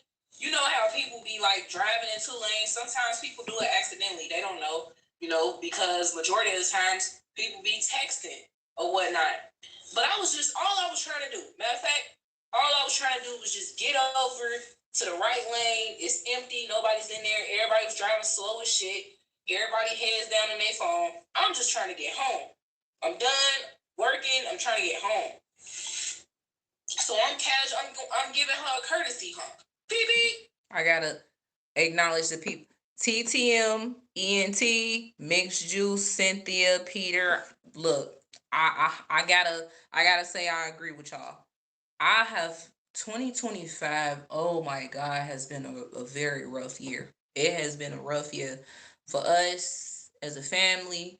It has been a rough year for us, man. We've been going through it for real. And then, even all this political stuff and just the world just full of chaos. Behind all that, we've been going through it for real. 2025 has been like straight uphill battles. Seriously, real talk, real spiritual warfare. Spiritual warfare has turned physical. This right here is proof. Can you scoot over so I can get over in this lane? All of a sudden, when the light turns green, she goes from being slanted over a little into the right-hand lane to getting over in the right-hand lane in front of me. So I'm like, okay, whatever. I'm going to just keep straight then. I'm going to just stay in this middle lane then since you want to get over there. All of a sudden, she swerves over aggressively and gets back over in front of me. And I'm like, what the fuck? Like, what is she doing? Okay, maybe she's just trying to avoid a car because sometimes people be double parking downtown and stuff because you got delivery drivers. A lot of stuff going on downtown Chicago. A lot of people be double parking. You got taxis, lifts, buses, all that. So I'm thinking maybe she's just doing that for that reason. So, okay, I'm like, now she back in front of me. Let me get back over away from her, because she not even putting on a signal or nothing. She just steady keep swerving back over, and then she'll hit the brakes. And I'm not trying to get into no car accident, so I'm going to avoid you by any means. I get over into the right lane. She swerves back over and hit the brakes at the green light. I almost slammed into the back of this girl's car. I was like, what the I was like, see, this is exactly what I was trying to go around her in the first place. Next thing you know, I, turned the steering wheel to get all the way over into the left lane to get away from her. Bro, this chick literally, when I tell y'all, was blocking me from getting around her. I don't know what was wrong with her, but she just started cutting me off and steady kept slamming on her brakes. So now I'm realizing that, she's targeting me doing this because she didn't want me to get around her. So she slams onto the brakes at a green light, busy, downtown Chicago, puts her car in park, and I'm like, what in the fuck? So I'm honking the horn. Beep! What the fuck are you doing? Another lady behind me was honking the horn too. This chick, all you see is the door flung open. Mind you. You know what goes on in Chicago. Y'all know it be shootings, all types of stuff. People are so crazy out here, right? They cannot be in the wrong. They can't be in the wrong. Because if you let them know that they in the wrong, they're going to kill you. Come on, man. It's that dangerous. This chick, all you see is her door flung open and her leg came out the car. And next thing I know, she was standing up and standing in front of me. And yelling at me, cussing at me. I'm like, what the So I pulled out my phone, y'all, and I started recording. Because at that point, I feared for my safety. You know what I'm saying? What was her purpose? I don't fucking know. But when I tell you she got out like a demon rat for real, and hair was all over the place, she had on them lace wigs. She looked like a real demon, y'all. I'm dead serious. Like, all I was trying to do was get home. I just got off work. I didn't know what the heck was going on. I just was trying to get home. She started cutting me off, swerving in front of me out of nowhere and slamming on the brakes. And then every time I tried to get around her, she kept blocking me. I just need y'all to listen to the rest. Black chick, young black female. She looked like, I want to say she could pass. Prime example is black on black crime, black on black violence, black on black hatred, man. Black on black just negative, black on black everything. Seriously. For about 21. She got out the car, wig toe up all on top of her head. She cussing at me. The other person behind me was honking because at that point she held up traffic. This chick parked her car in the middle of the damn ongoing traffic. Matter of fact, it wasn't even traffic because people was just flying down Michigan. You know what I'm saying? But the lane that I was in, the left-hand lane that I was in, it was me and about 4 other cars behind me, and this chick was holding up the lane because she wants to get out the car and start some bullshit with me. And I didn't understand what the hell was going on. And I'm just so confused because I'm like, bro, all I was trying to do was get around. What is wrong with this girl? So I'm steady honking, steady honking. What's up, Ray New? Dilly, what's up? Batavio, what's up? So I'm steady honking, right? So I pull out my phone. Everything was just moving so fast at that point, and dang, I just thought about it, y'all. I didn't even realize what I said. I said everything was moving so fast. Do y'all see how everything is happening back to back to back to back to back, and it's nothing but chaos? I'm telling y'all, in the Bible it says, anytime they start saying it's peace, sudden destruction will happen. And honestly, I just want to say, being that everything is moving fast and everything is extremely chaotic, man, we need to stay on high alert because at any given day, at any given time, we don't know when it's going to happen. Seriously.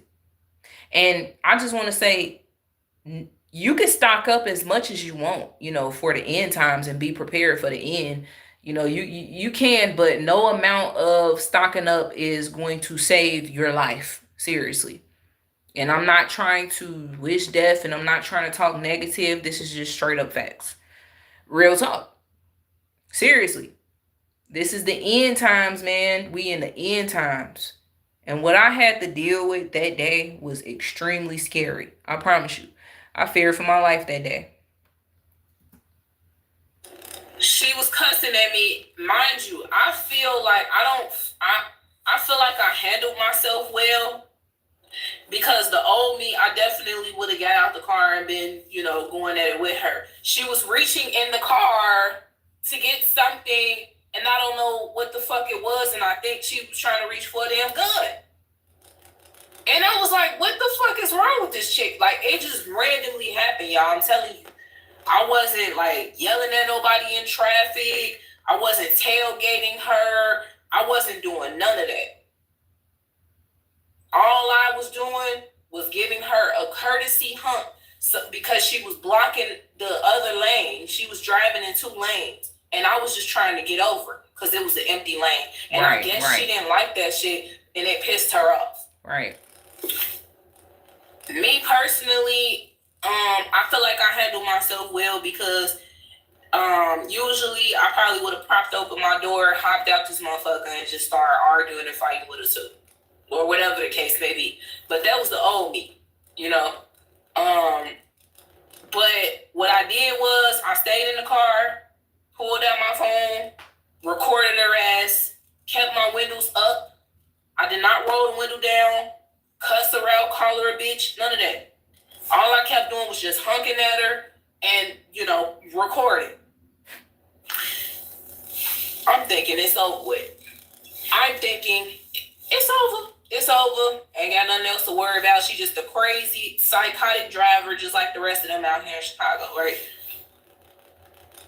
That's what I thought. Exactly.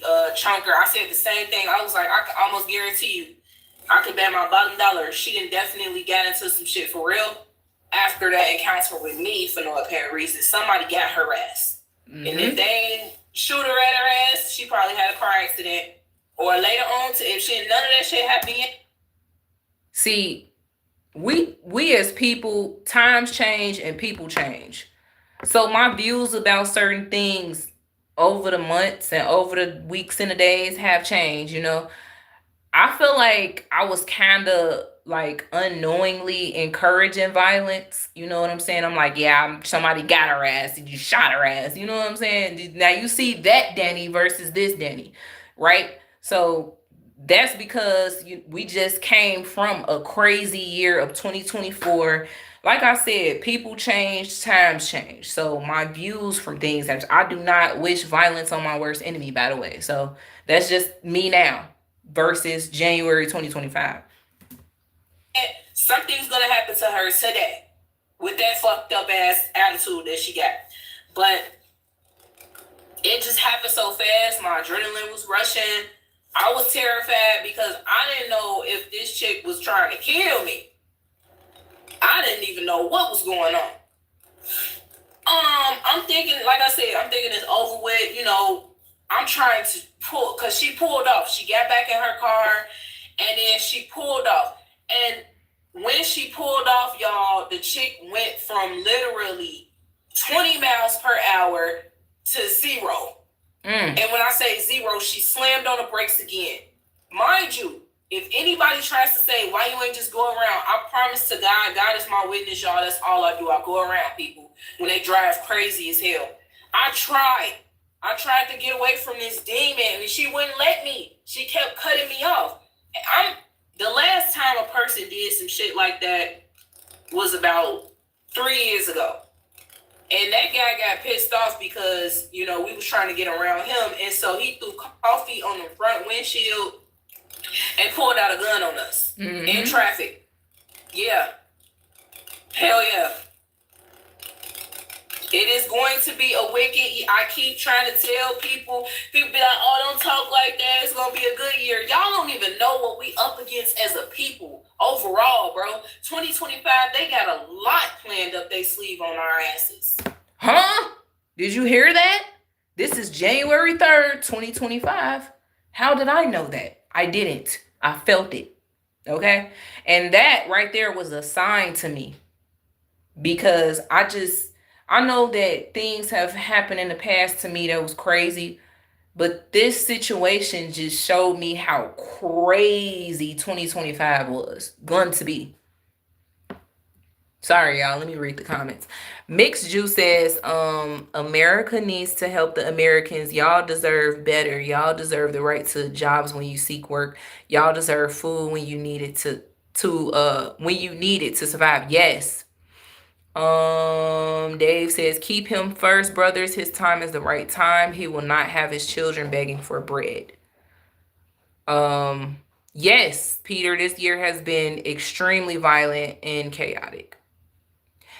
Mr. Kane, hubby says, Peter, not only that picture having to steal or starve because the struggle is attacking you and the provider. I mean, honestly, y'all, a lot of people been having to steal food. A lot of people been having to steal food. They've been having to, steal things. And look, I don't want to justify that, but this world is so evil and hateful and selfish that your own family won't even help you with a few dollars so you can get something to eat. Your own family won't even give you $1.25 so you can go to Dollar Tree and get you some soap. It got to a point where people will literally watch you struggle. They will watch you struggle. They will watch you starve. They don't care. They will step over your body. Some of y'all may not know this. My next door neighbor, back, when was this? June? Yeah, this was the end of June. My next door neighbor died in front of our house, in front of our doorstep. Like, real talk. Well, I'm not going to say literally right in front of our doorstep. It was less than 50 feet away. Seriously. Probably 25 feet away from our door. What had happened was he was sitting outside while the children were outside playing. And my husband had just got off work. He just got in the house. I was just talking to him about something. And I always look out the window all the time. I just got a habit of doing it. I just look out the window. And so I looked out the window and I saw my next door neighbor on the ground. And I'm like, what the hell? I got compassion in my heart. I care. I think my comment section froze. Uh-oh. Oh, Lord, it did. I'm so sorry. I didn't see all these comments. Oh, my gosh. This YouTube always do this to me. They freeze my comment section. So, let me finish telling y'all. I said, oh, my God. I told my husband immediately, forget what we talking about. Go check on our neighbor. Come on, please. I need to see what's going on. He instantly busted the door wide open. We flew outside. And his grandson is only like 9 or 10 years old. He didn't know what to do. He was steady saying, Papa, Papa, Papa. I'm like, oh my God, you need our help. So, we had to pick him up. We picked him up. He was slumped like this. And it looked like he was just like sleep. I don't know, or he passed out because it was extremely hot outside that day anyway. So my husband picked him up and put him in the grass. And he was just pumping his chest. He was like, hey, Pops, wake up, wake up, wake up, wake up, wake up, wake up. Come on, wake up. We just thought that he passed out from the heat or something like that. We kept hearing, oh my God, it was just so traumatizing. Like when people die or when somebody is dying, you can hear the snorting, like the snort, like it's like a like that. we were hearing that, so I thought that he had a chance. I was like, is his heart beating? He was like, nah, I don't feel a pulse. We was feeling around for a pulse. Mind you, this was me and my husband outside. Mind you, adults were standing outside watching the whole thing, y'all. June 2025. Adults were standing outside in our neighborhood watching the whole thing. You think they came over to help us? No, they didn't. They watched him die in my husband's arms. We the little boy had his phone on him, so he called his mom. He was like, Mom, please, Mom, I think something is happening to Papa. You know what I'm saying? They called we tried to call the ambulance. The ambulance did not arrive until 30 minutes later. The fire department came. They did CPR. They was not getting a pulse. Our next door neighbor kept flatlining. He was flatlining back to back to back. They put him, finally, when the ambulance came 30 minutes later, they put him in the back of the ambulance. The next day, we found out he died. He died. When he got to the hospital, they pronounced him dead because they tried all they could, supposedly. I mean, but my thing is, what I'm really trying to say is, I knew that people were extremely evil and wicked when no one helped us, y'all. Oh, by the way, one of the neighbors came outside. You know what she did? Took out her phone and started recording. I was snapping the hell off, y'all. I was snapping, man. My husband was like, no, fuck them. Just calm down, baby. Just calm down. It's okay. Just calm down. Forget them. We got him. We gonna try to help him. I'm like, they're recording us. They recording this man dying. Nobody's help. Adults coming outside. The kids were terrified. The kids that was outside playing, they didn't know what the heck was going on. They didn't know what to do. All they know is they seen a man on the ground dead. The whole time he was dead in our arms. And we tried to save his life while other adults were standing around watching us. Make that make sense. Seriously. You can't tell me people ain't wicked and evil, man. Seriously. So when we talk about Charlie Kirk dying, nobody deserves to die. I don't care about their views or nothing. My next door neighbor died in front of my house 3 months ago.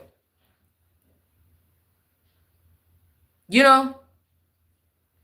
And me and my husband were the only humans with compassion in our hearts that came outside to try to save his life.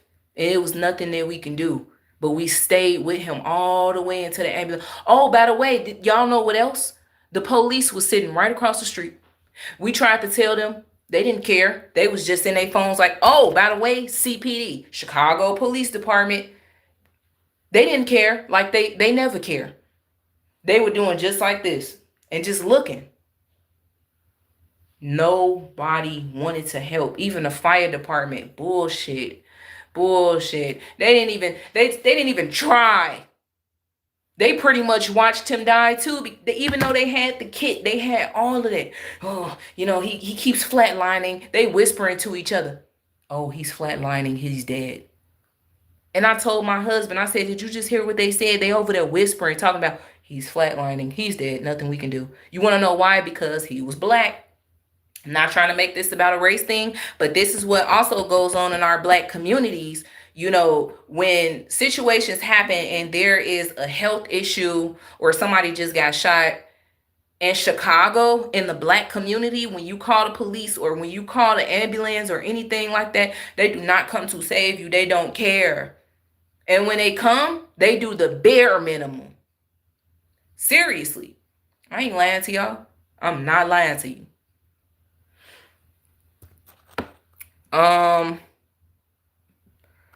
Yeah, I'm just gonna. You said using who death for views. Okay, we're just gonna get you out of here.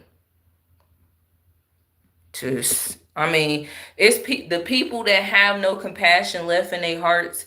They say stuff like that. Oh, you doing it for clout. Oh, you doing it for views. Oh, you doing it because everybody else talking about it. Actually, I'm doing it because I care. But nevertheless, I just wanted to tell y'all that because me and my husband, I feel like we the only ones in this neighborhood that got a heart for people. Seriously, everybody that lives around us is straight up wicked and evil. And it's sad. It's a sad situation. It's a sad society. But all we do is we just pray every day and we ask God to help us get through these end times. Help us, please. But let's finish this one. And then after this, I got another video I wanted to show y'all about a situation where my husband and my daughter got locked inside the store with criminals in the store in our neighborhood, and they try to say stuff like, oh, Chicago is safe. BS. It's not. How? And my daughter and my husband was locked in a store with criminals because of these damn managers of the store that felt like, oh, they're stealing, let's lock them in a store with everybody. These ninjas could have had a gun and they could have took everybody's life. And this happened a few weeks ago. So we gonna finish this real quick.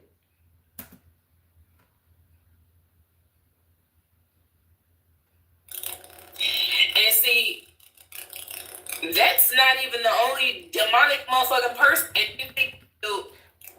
and pulled out a gun on us in traffic. Yeah. Hell yeah.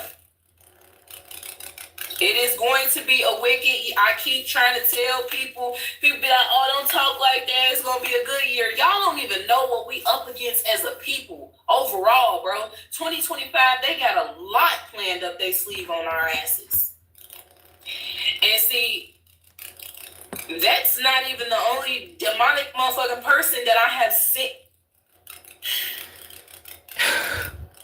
The amount of demonicness that I saw today, y'all, you would think I'm lying already because it's January 3rd. Which it's indicating, it's telling me, it's indicating that it's going to be a fucked up year. I'm telling you that now. Excuse the cussing, y'all. I was just in the moment and I just couldn't believe the things that I saw that day. Like I said, for the people that don't know what's going on, I'm basically explaining my situation that happened on that day, January 3rd, 2025, the beginning of this year.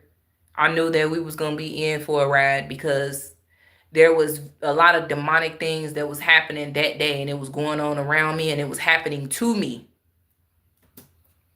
You thought 2024 was something? You thought you'd have been through some trials and tribulations and back to the point where you can't even come up for air? You thought you done went through some hard times, 2024, 2025, just wait on it. Just wait on it. The demonicness that I saw today, basically in all words, was letting me know, oh, you in for it this year. You think it's over with. Which, to be honest, I don't think it's over with. I already know what 2025 is about. I already see it.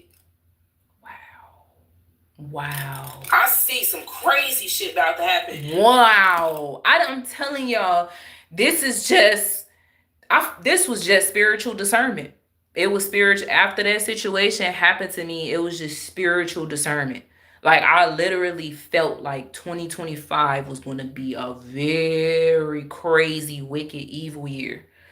And it's September and y'all see everything after that. What did we see in February, in the end of January, beginning of February? Planes steady falling out the sky. Y'all forgot about that? Remember when the planes was falling out the sky at the beginning of this year? Remember when oh my God, this is crazy.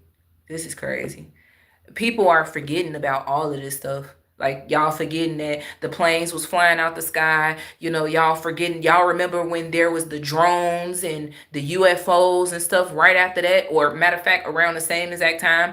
I really feel like the drones and the UFOs had a lot to do with the planes falling out the sky, to be honest, you know. But then again, spiritual. Everything is spiritual. Everything. And I'm going to just say this right now. If you ain't never prayed, you better get down on your knees and pray. This year is going to be something like a lot of people ain't never experienced in their life. Wow. And I'm here to tell you that right now. The demons that I saw today was very scary, like the faces. You know what I'm saying? Old girl that cut me off. And mind you, y'all, When I thought it was over with and she went from 20 miles per hour to literally slamming on the fucking brakes again, and I was like, oh my God, like, God, please help me. I'm trying to get away from this girl. I don't know, what is she doing? Like, why is she doing this? So I tried to swerve over into the other lane, right? This chick instantly swerved her whole car over, almost crashed into the bus stop, y'all, and hit a few people just because she did not want to let me over. It was targeted towards me. It was targeted at me. What's up, Ben? I said, okay.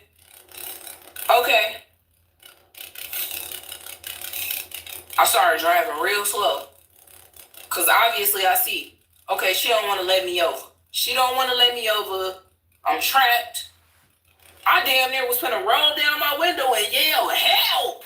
Please help me, somebody.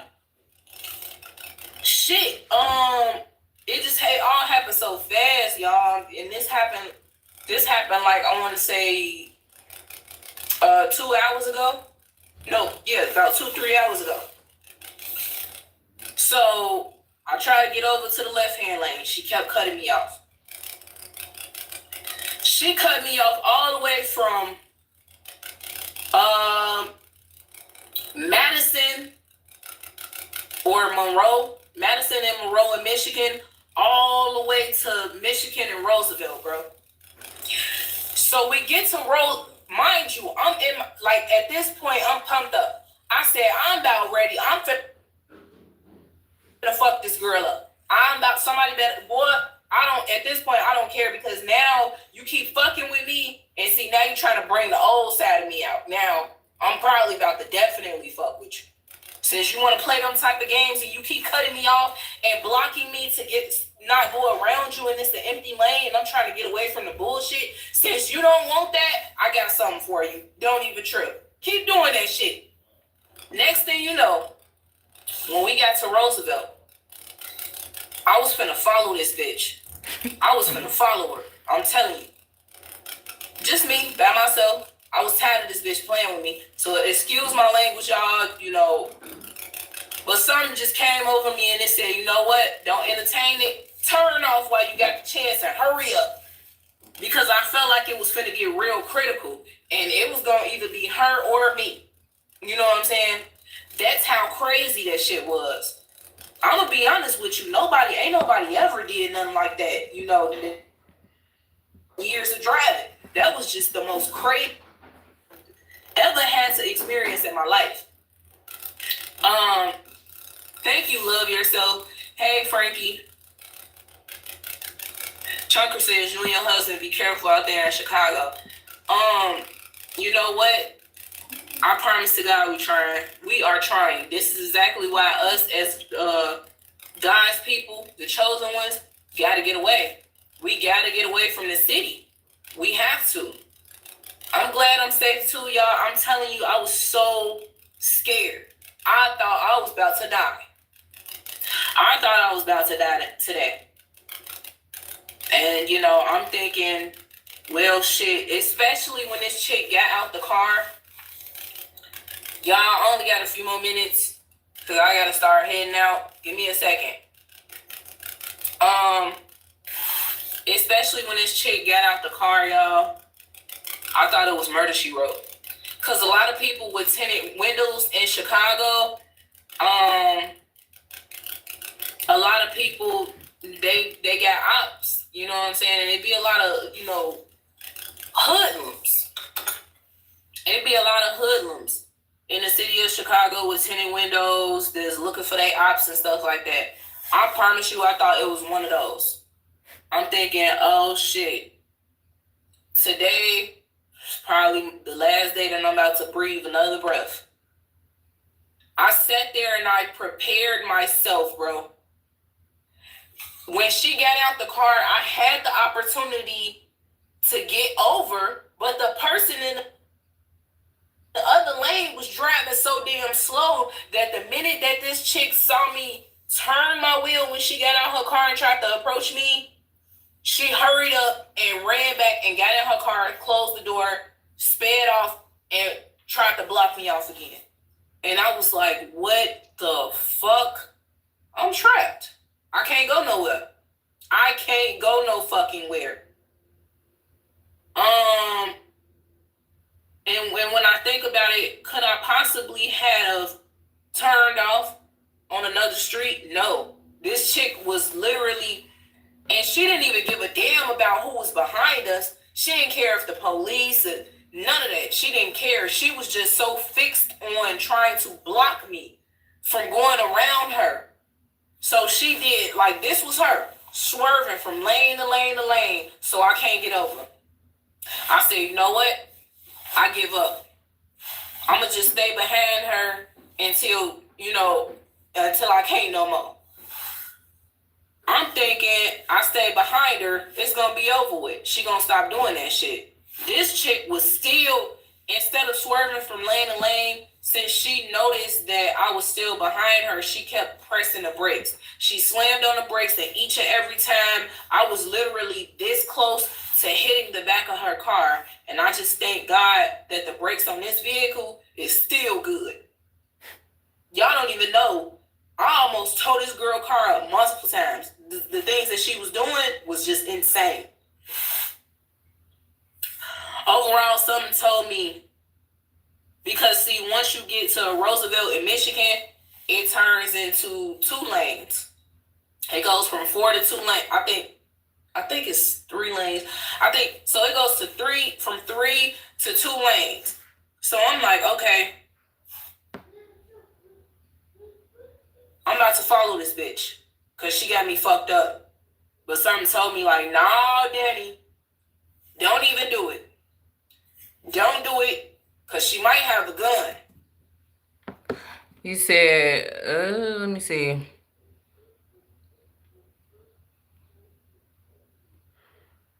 Donna says, who do you think stirred up all this? Stirred up all what?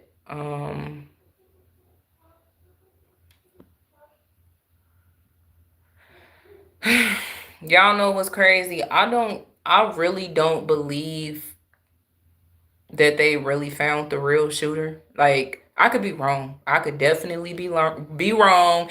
And it's okay to disagree now.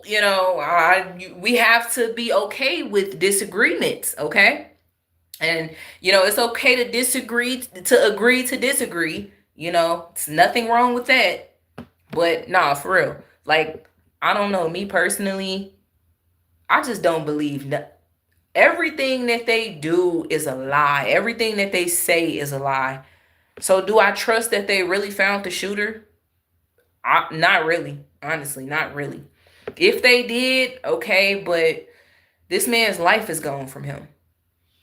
His life is gone.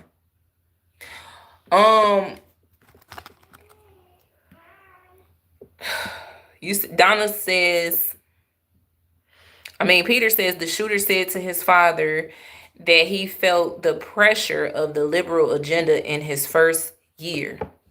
Wow. What? That's crazy. Tracy says people hate you if you disagree with them, even if I'm telling you, Tracy, so true. So true. So true. So true. Like I said, family have turned their backs on us. Just simply, family turned their backs on us simply because our views is different from theirs, and they started to form hate in their hearts. So, when people hate you, you just got to say, God bless you, and leave them at a distance, family or not, doesn't matter. Exactly, Donna, God is number one, right? You said God is number one. I don't think God is saying, are you a Democrat or a Republican, and it's okay with what's going on. I'm not sure what you mean, but man. So let's finish this video. She was reaching for something. I instantly, y'all, the minute that I had that opportunity, I turned off. On Roosevelt and went to Roosevelt in Indiana, and got away from her. Now, she was on Michigan, which was the next block over from Indiana. Now, I could have made it as far as to getting back over and going to go fuck with her. But you know what has stopped it? It was a bus. think it was a FedEx truck that was blocking 2 lanes on Indiana, and it was me, CTA bus, and about 5 other cars just sitting behind the damn FedEx truck. And everybody honking like, what the hell is going on? And then somebody finally, started bagging up and going through the alley. So all the cars bagged up and went through the alley. That took about 5 minutes. So I ended up on Michigan, though. And when I ended up on Michigan, guess what? She was nowhere to be found. Nowhere to be found.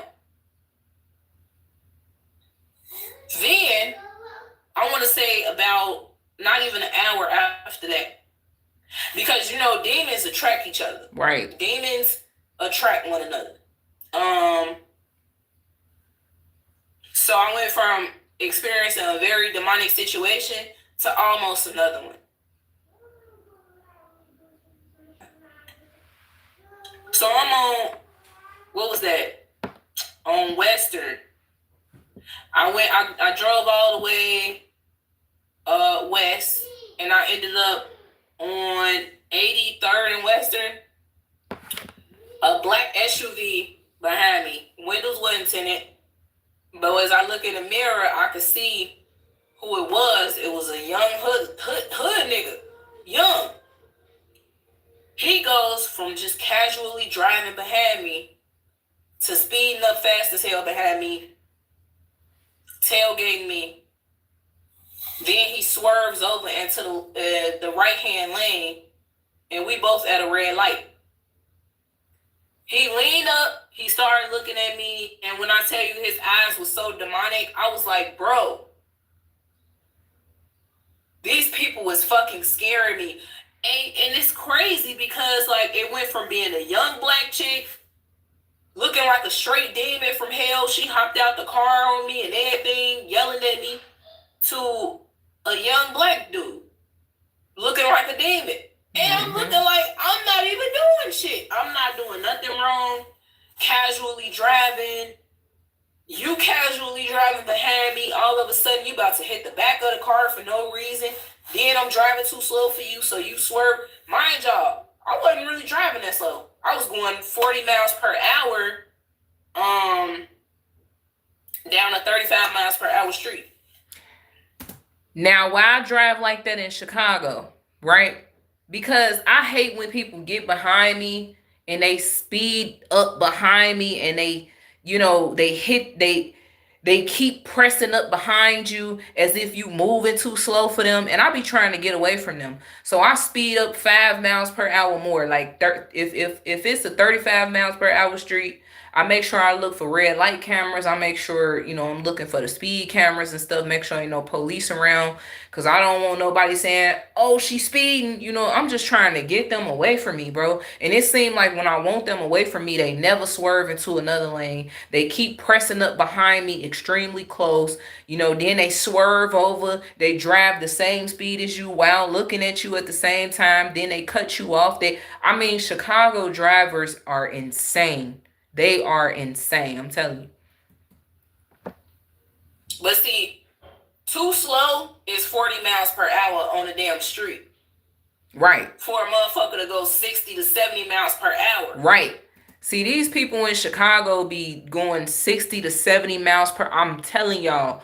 And the police be seeing it too and they do nothing. But let them see that it's me, God's child. They instantly, whoop, whoop.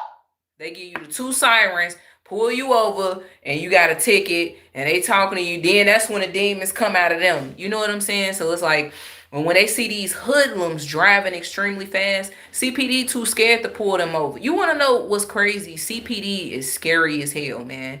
CPD is very scary. They scared of these young niggas that be driving in these cars. But that's my thing. Like, if your duty is to protect, serve and protect the people, why are you scared of the people? You got a damn gun on your waistband. Seriously. You got a gun. Don't y'all feel powerful? You can't make this up. I can't wait. I really want to get out this city, man. I wish I can just leave right now. I wish I can go right now. I hate it here, bro. I mean, I'm not gonna say hate. I really dislike it in this city. For real. That's what he was trying to do. For no reason though. At a red light. And he still was just like leaning up staring at me and shit. And I'm like, bruh, I don't even know at this point if I want to go home or I don't know if I want to go get a piece of mind like I always do. So usually when I be under a lot of pressure and stuff like that and things is irritating and agitating me, I don't always go straight home. I go to a very peaceful city outside of Chicago, far in the south suburbs, and I sit at like a forest preserve or I sit by the water and I just get me a piece of mind. Because being in the city is too chaotic. It's just too chaotic. It's too negative. It's too demonic. And I like peace, honestly. I'm really like a suburban person. Like, I'm really like suburban country type person. I would rather live somewhere where my house is the only house in the middle of nowhere. Seriously. That's how I want to live. I don't want no neighbors. I don't want to be around. Not saying all neighbors is bad neighbors. Not saying that, because you do got some good neighbors. But I just would prefer to live like that. I would prefer to. Whenever we move, I would never move back to the city again. Never. I decided I was just gonna get a piece of mind. Off in the area I'm always in. Quiet, suburban, chilling. Nobody's around here. Nobody's outside.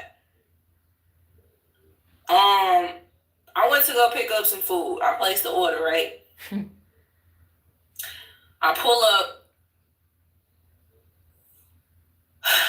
Hispanic guy. He's a State Farm employee. Standing behind the glass window, looking dead at me in my eyes. And I promise you, I thought I saw another demon because he was looking very demonic.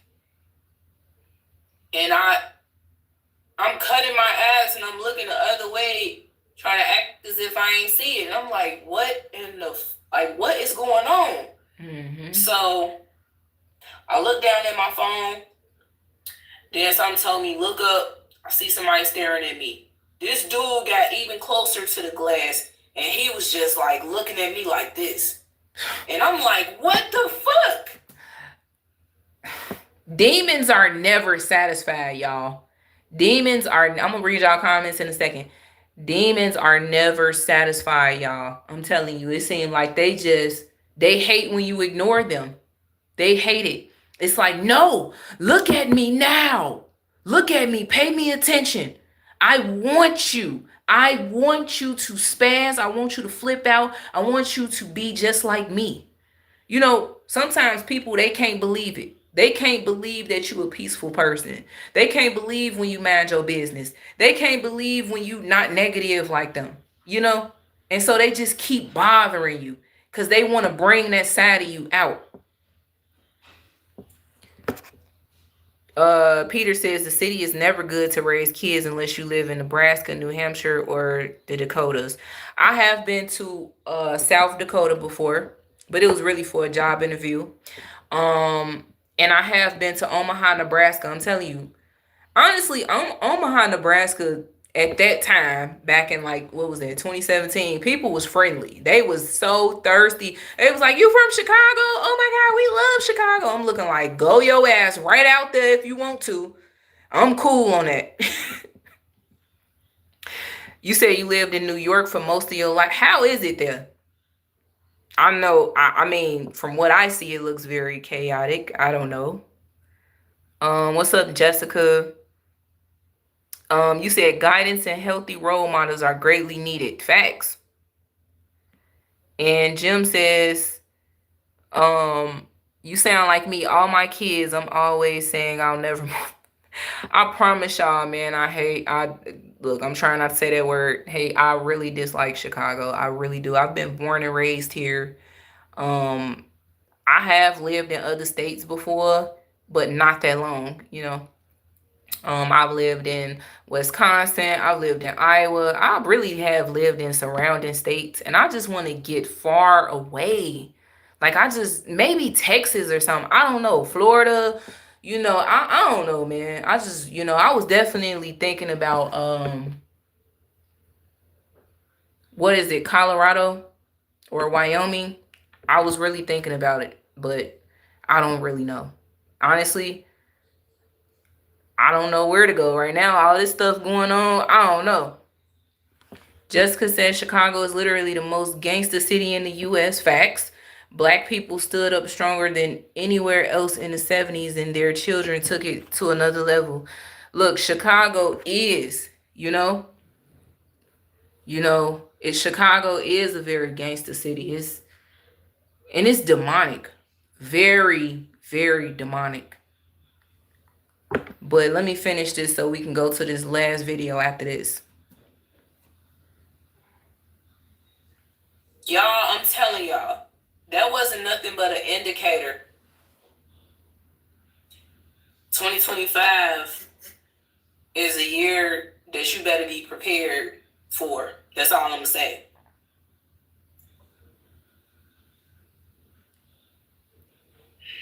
Chunker says it don't mean that you scared because you let shit go. It means you have a purpose.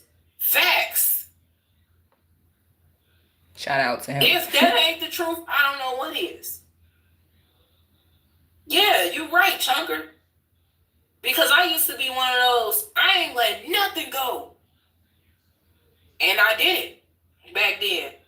And I was ready to just go all in. And it will result in consequences. Even if I'm defending myself, majority of the times, anytime I just get on that with somebody, it's because I'm defending myself. But I was prepared for her to walk up to the car, pull out a gun, and kill me. I was prepared. I sat behind this steering wheel, and I was looking dead at her. And I was like, yep, I already know what she about to do. I ain't even finna duck or nothing. Damn. We should never have to feel like that here. Come on, man. We should never have to feel like that. Feel like you got to prepare yourself to die because somebody is walking up on you and they reaching in their waistband or reaching in their car for something to try to take you out. Like we should never have to prepare ourselves to die in that moment. Like for real. I was just like this and I had my phone out. But y'all know what really pissed me off though? I said, let me go to my recording so I could see this shit because I'm finna put it up on YouTube. Y'all hate my phone. My shit only got 7 seconds of it. Literally. I thought. But guess what? I still got her vehicle and the license plates though. That's all. It's crazy because everything was happening so fast and I thought that it was still recording and it wasn't.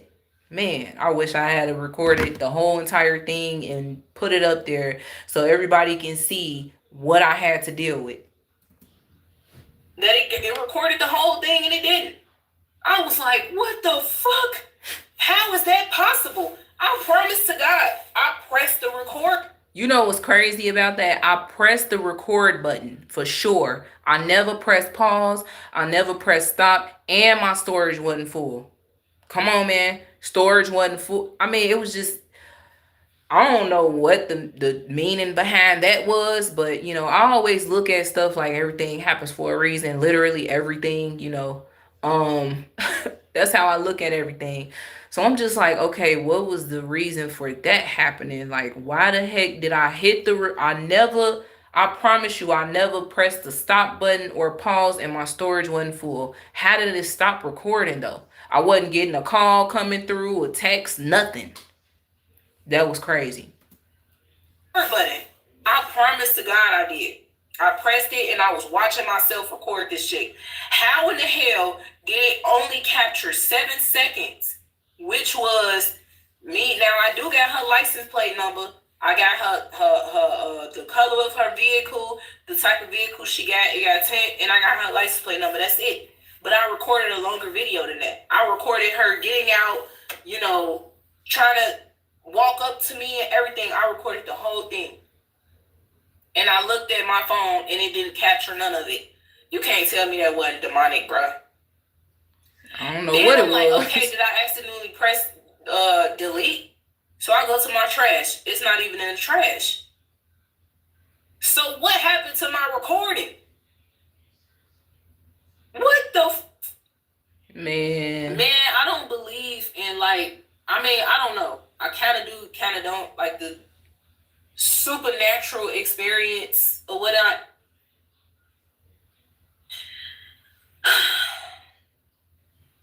Yeah, it's fucking crazy, bro.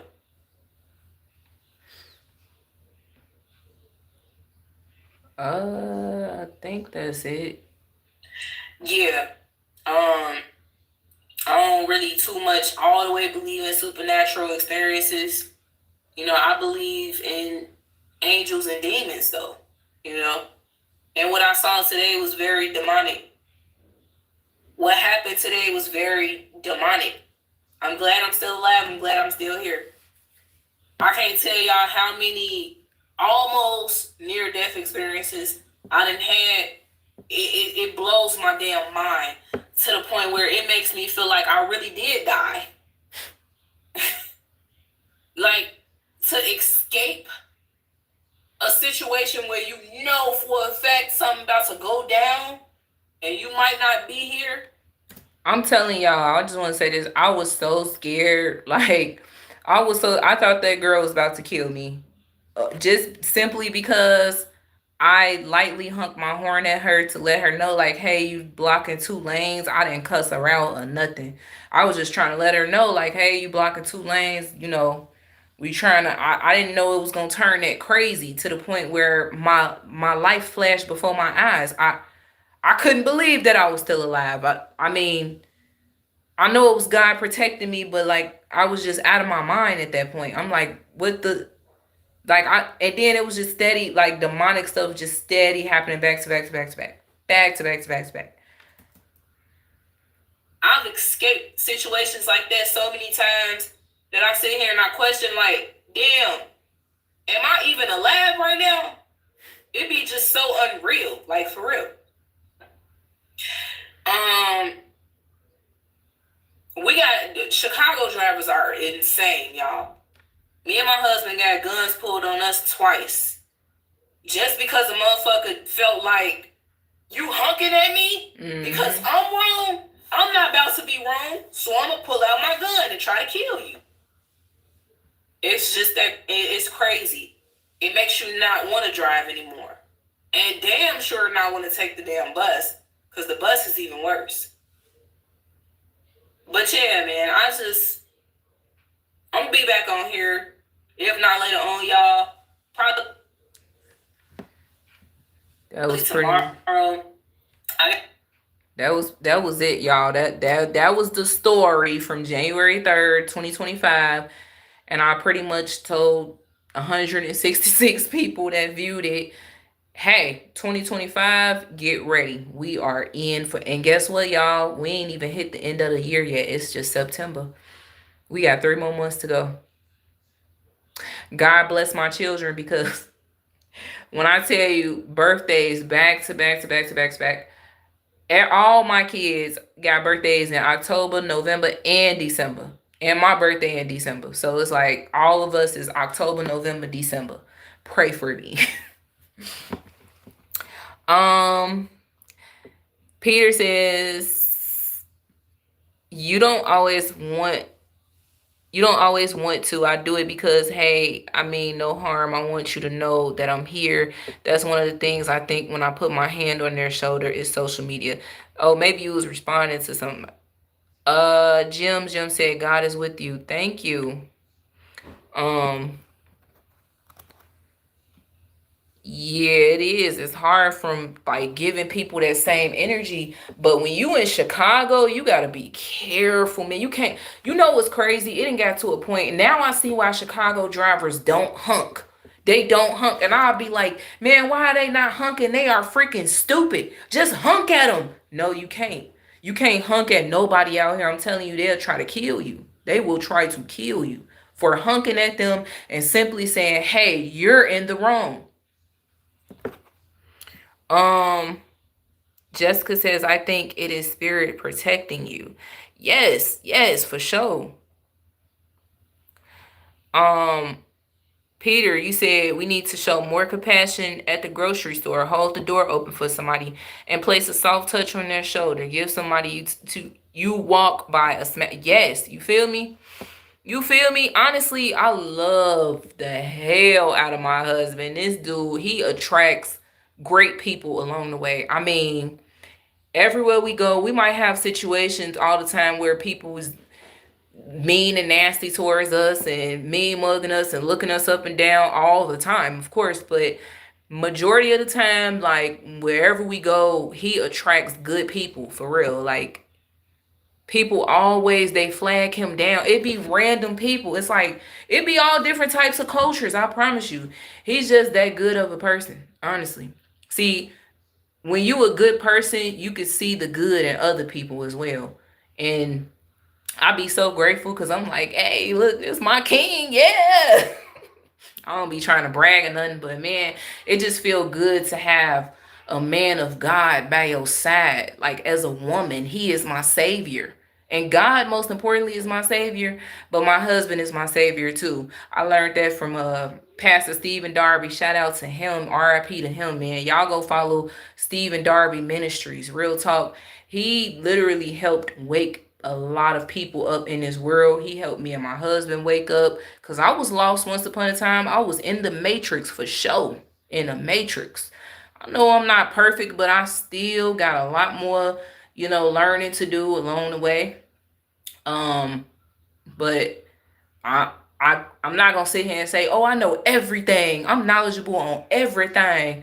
I know I got a long ways to go because I'm only 31, but at the same time, I'm just very, very, very grateful to know the things that I do know.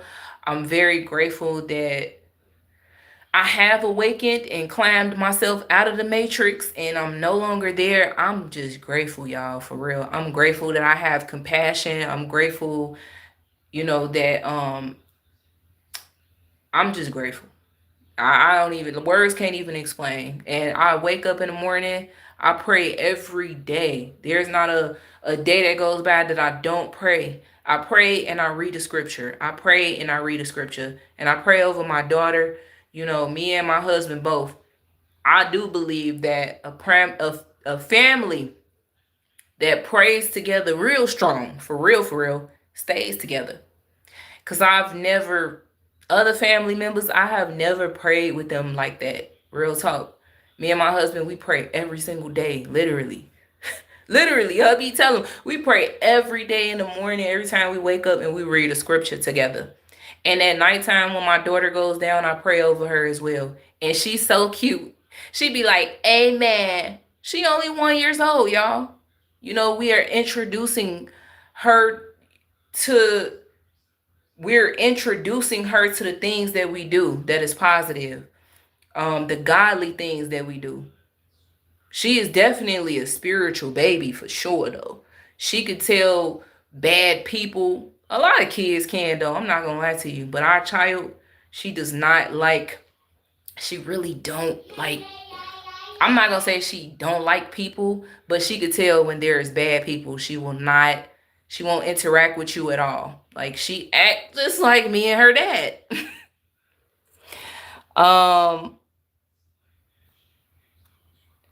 God bless you too, Patrick. Thank you. I appreciate that. Love, Jessica.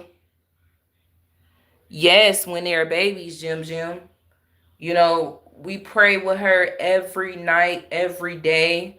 We pray with her and she says amen. She knows what amen. Every time when it's time for her to go to bed, every night when it's time for her to go to bed, we say a prayer with her.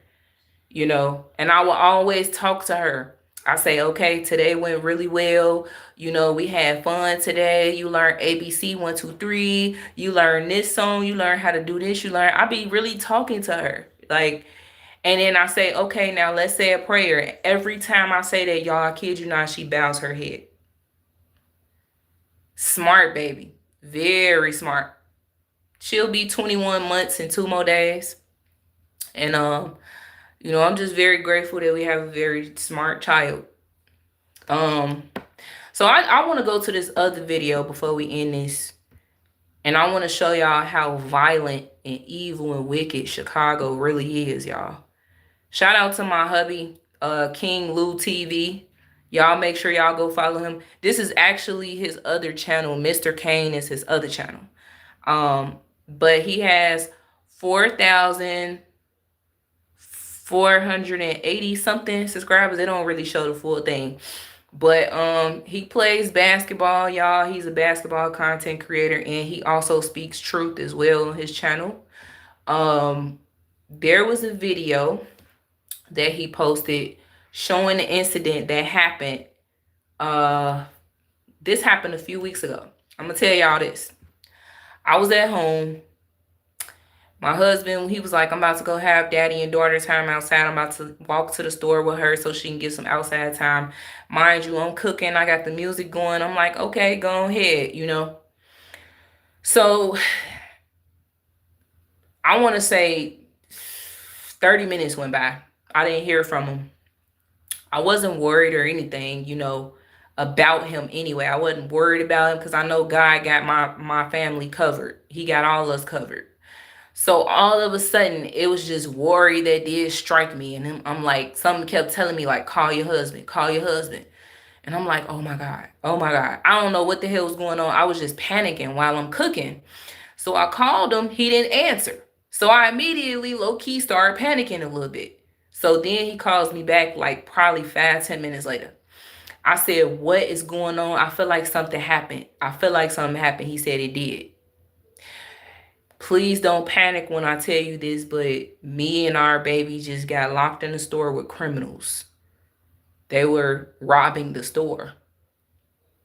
This is a lawsuit, y'all. I'm telling you, lawsuit. Please, y'all, put in the chat some lawyers that y'all know so we can sue the hell out this store, because I think this is going to be what they call it, a civil suit, because there was a lot of people in that store. I don't know how many, hubby, specifically, because I wasn't there. But there was a lot of people there, and everybody got locked in the store with the damn criminals. Chicago, South Side. Let's get it. I'm about to show y'all the video. So, y'all go follow him as well. This is just ridiculous. It's crazy. Chicago is not safe. What it do, man? It's your boy King Lou TV. Make sure, if you're new to the channel, man, hit that like button on your way in. Hit that subscribe button. You know what I'm saying? As I kind of do a little story time with y'all, and kind of get experience and feelings on like what took place. Yeah, do that for me real quick. So I'm gonna add a clip in on what I'm talking about. Unfortunately, I was in a Dollar General at the wrong time and wrong place. It was a very tragic situation that happened that put me and my daughter in harm's way. And no, it didn't have nothing to do with me having beef or nothing, because I am not into whatever, because I know people look at guys like me and see tattoos and stuff, and, oh, you need to start gangbanging. I don't even, that's crazy, bro. So I'm going to add the clip in right here. Then after that, I'm going to talk to y'all and give y'all my personal insight on how it happened from on the way to the store to when I got out. And I also got film that I recorded myself that I'll be adding into. So let me see if I can blow this up.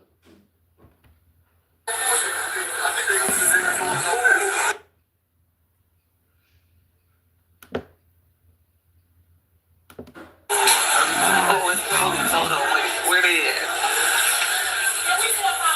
That's the police. Hold on. Do we?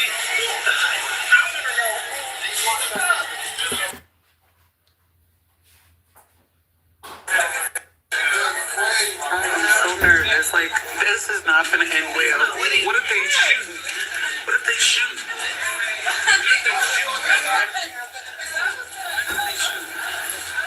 Can I get out? Let me just go. Can I just... Okay, y'all, forgive me. We got to go to the actual video because it's too small. But shout out to my husband. I hate that this happened to them. You know, we got to go to the actual channel so we can get the video.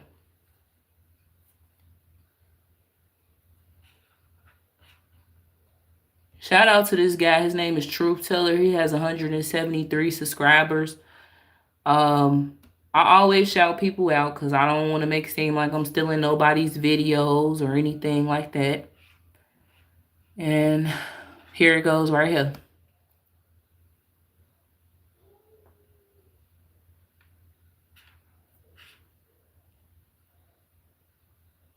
Some YNs came inside of a Dollar General in Chicago. So I want to let y'all know this is the same Dollar General store that my husband was in with our daughter when this happened. They were there when this happened. They got locked in the store with the criminals when this happened.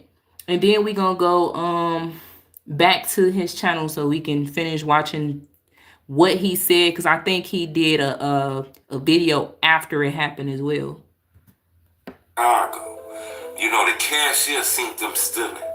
Instead of telling everybody to leave out the store and then she finna lock the door and lock them in there till the police come, she go outside, lock the doors, I'm talking, it's a store full of people, lock them all inside the store.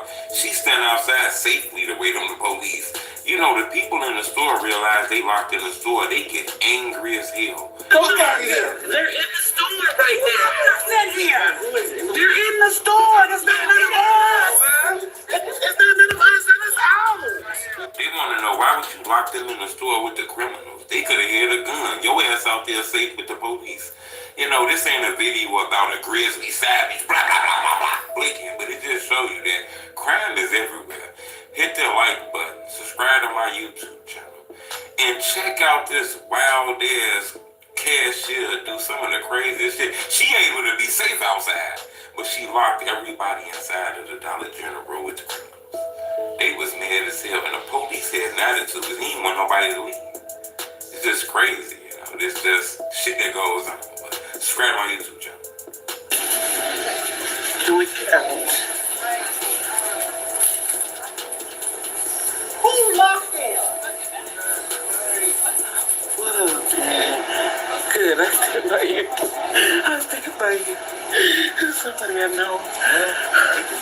It ain't gonna be nice. That's all I can say. I'm trying to tell you. I promise you. Where they going?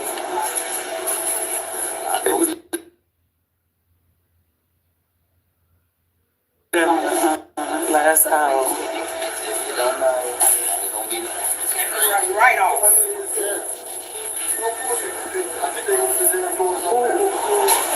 Oh, it's the police. Hold on, wait. Where they at? That's the police. Hold on.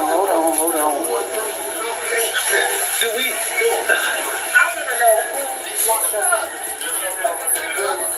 I'm so nervous. Like, this is not gonna end well. What if they shoot? What if they shoot?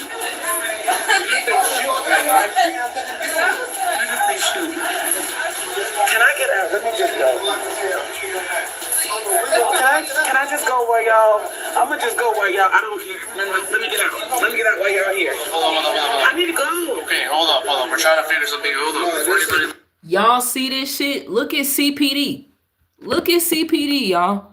You cannot tell me that they care about the people of Chicago.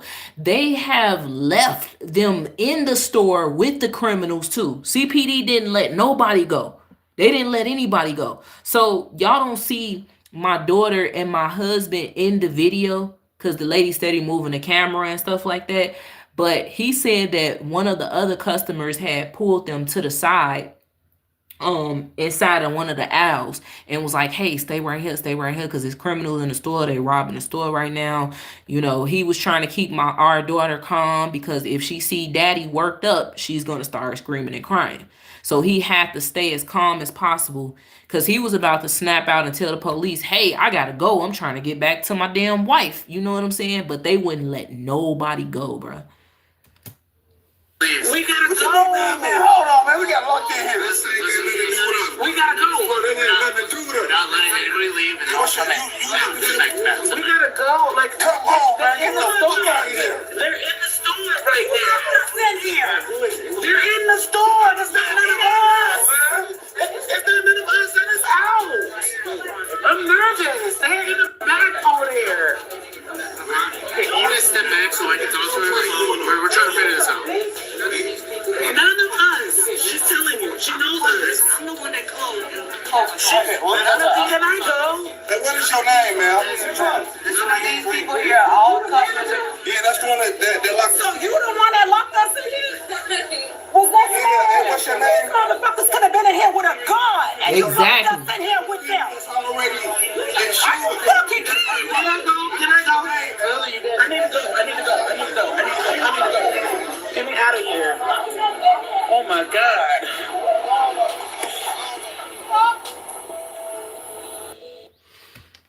Yeah, y'all. So I'm telling you, man, Chicago is not safe. It's not safe. And I'm sorry, it's sad, because it's like when you gotta order something from the store and stuff like that, you trying to get the things that you need ASAP. You don't want to order things from the store because you got to pay the little service fees and all of that. That stuff costs money.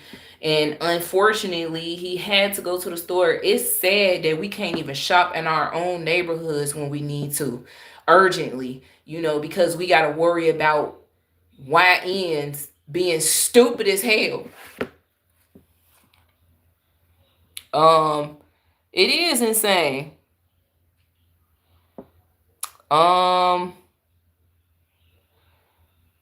Yeah, you said Chicago is out of control. Paul said Chicago is out of control when 150 officers protect the mayor. This is how bad Chicago is. It is. And he a goofy. We got a goofy ass mayor that took pictures. Y'all, please, man, go to my other live streams when I talked about Chicago and the crime here and stuff like that, and how I said that the mayor is lying through his teeth, the governor is lying. This mayor took pictures with Lil Durk. He took pictures with Lil Durk. All these Chicago politicians, these Illinois politicians, some of them, the black ones, took pictures with Chicago drill rapper Lil Durk. That tells you everything you need to know right there. But let's go back to his video, because I believe that he posted a video like after it happened. There was a video that he posted. I'm telling y'all, it's a lawsuit that needs to be filed against that damn store. Every customer that's in there, if y'all ever see this video, we all need to come together and file a damn lawsuit against this store, because to God be the glory, but I literally could have lost my husband and my daughter that day, because this idiotic fool ass cashier decided to lock every customer inside of the store with the criminals. And then on top of that, CPD come and they ain't no better. They talking about we're not letting anybody out and we're not letting anybody go. It was elderly people in there, everything, y'all. Man, I'm telling you. So let's fast forward. Okay. Let me sip my coffee real quick before I start talking. Shout out Truth Teller too for just pushing the Chicago situations that's going on, even though the mayor and the governor say it's safe in Chicago, right? So it was just a casual day, man. And like my wife know, I just always take time out And I try to give it to my daughter, you know what I mean? So I just be like, okay, either I'm gonna walk her on the back, take her to the park, you know, or like, you know what I'm saying? Whatever, right? Just father-daughter time, that's what I call it. And I also be trying to give my wife a break because most of the time, you know, when I'm doing what I gotta do, whether I'm working, going to the store for the family, she has her. So I try to get her a break. So this was that day. So we walk into Dollar General, it's the closest store. Dollar General is the closest store to my, you know, around my neighborhood. So we get in there. I'm not thinking nothing of it. The young lady that was recording, she walks up while me and my daughter are in the clearance aisle in Dollar General, because you know they got like a dollar aisle. So she like, come over here, come over here. She like, come over here, y'all, come over here real quick. I think they trying to rob the store. Woo, woo, woo. And I'm like, I promise you, bro. Like, I froze. Because, you know, being a guy from the streets, being a guy from the trenches, being a person that, you know, turned his life around, put the guns down, did all that shit. I put all that shit down and away from me because I said, bro, I want a better life for my kids and myself. Right? But I do want to remind y'all, I never shot nobody, killed nobody, and none of that shit. So, but, yeah, man, I was upset. I was extremely upset because all I said to myself is, like, I thought about the principle and I'm like, damn, bro, why would y'all do that shit and there's people in here? Like, no disrespect to doing it with people not in there. But I mean, bro, I got my daughter, she 20 months, in my arm, in the stroller. Right? No, I took her out the stroller. I left my stroller at the front of the, what's her name? You know what I'm saying? Out of respect for the security in there, because I didn't want them to think I was trying to steal, because I wasn't. I was trying to buy some shit. It was just like, what the fuck? You know what I'm saying? I'm like, bro, you gotta be fucking kidding me. So the young chick, if they ever see this video, they gonna know what the fuck I am. They didn't understand why I reacted like that, but as bad as I wanted to spaz out, go crazy and all that, I had to keep my composure because my daughter was right there. And my daughter, she's very spiritual. Not gonna lie to y'all. She's young, but she's very spiritual. And if I start panicking, oh shit, man, my mama, man, y'all better open this door. If I start doing that, holding her, she gonna go crazy. And she scream loud as fuck. You know what I'm saying? You know, babies cry loud. So I'm like, nah, I can't spaz, G. Then I thought about it, I said, okay, these motherfuckers walking around here, I don't know if they finna try to grab them a hostage or what the fuck, you know what I'm saying? So I got items in my hand. I'm standing in the aisle, I got my daughter in my other arm, and I got three young ladies in front of me, like, bro, stay over here because they trying to rob the store. So I'm like, what the fuck? So we started to kind of migrate around the store after a while, right? So we just moving carefully. Me personally, I'm looking like, bro, I'm finna get the fuck out of here. And it's not registering to me that she literally just said, bro, they locked us in here and the people that's trying to steal is in here too. So I'm like, no the fuck I'm not. I'm not finna leave. Shit, let me put these items down. I put the items down, right?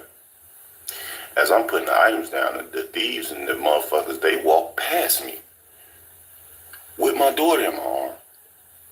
So at that moment, I say, man, I ain't looking for them in this store. They walking around this motherfucker.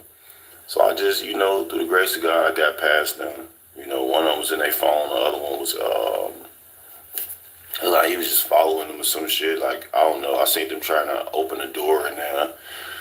And I just said, what the fuck, bro? You know what I'm saying? I'm like, what the fuck, bro? I was so frustrated because I said, bro, my daughter doesn't deserve this. These women don't deserve this. Us men, the young men that was in there with me and the men in that period, we don't deserve this. Dollar General don't deserve that. So I was fucked up, bro. And I couldn't really think straight. You know what I'm saying? So now, you know, let's fast forward a little bit. So now I'm walking to the front now.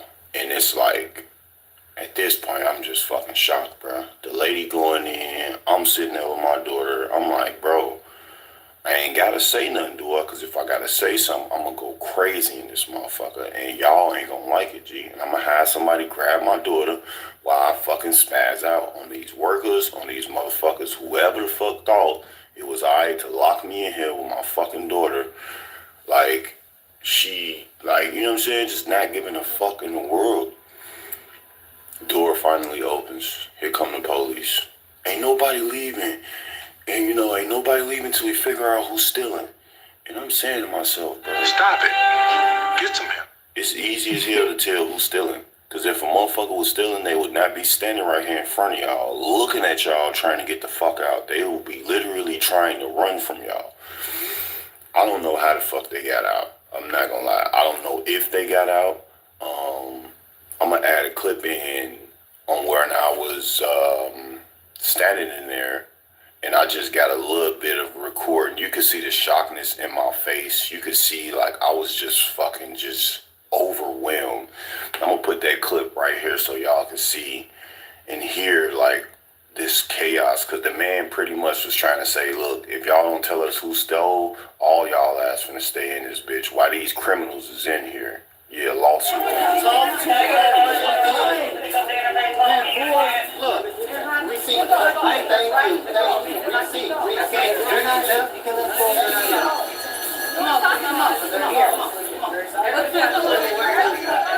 So I'm just like, you gotta be fucking kidding. This is not fucking real. So y'all finna make us stay in here?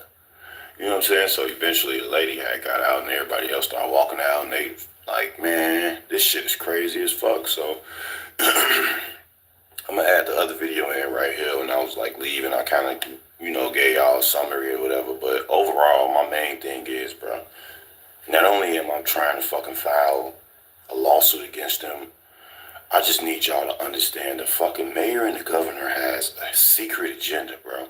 Chicago has been fucked up. Stuff like this takes place probably way more than you thought. It's just people like Truth Teller that run across stuff like this, and they have a big platform to show this shit to the world. If he wouldn't have reacted to this or talked about this, this shit would have never got talked about. And my daughter was 20 months.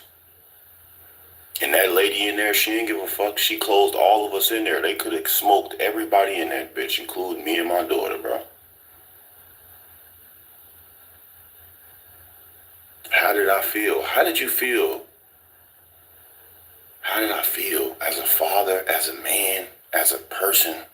I was like, bro, I cannot fucking believe this, bro. I ain't gonna lie, before I made this video, I thought I was gonna cry making this video.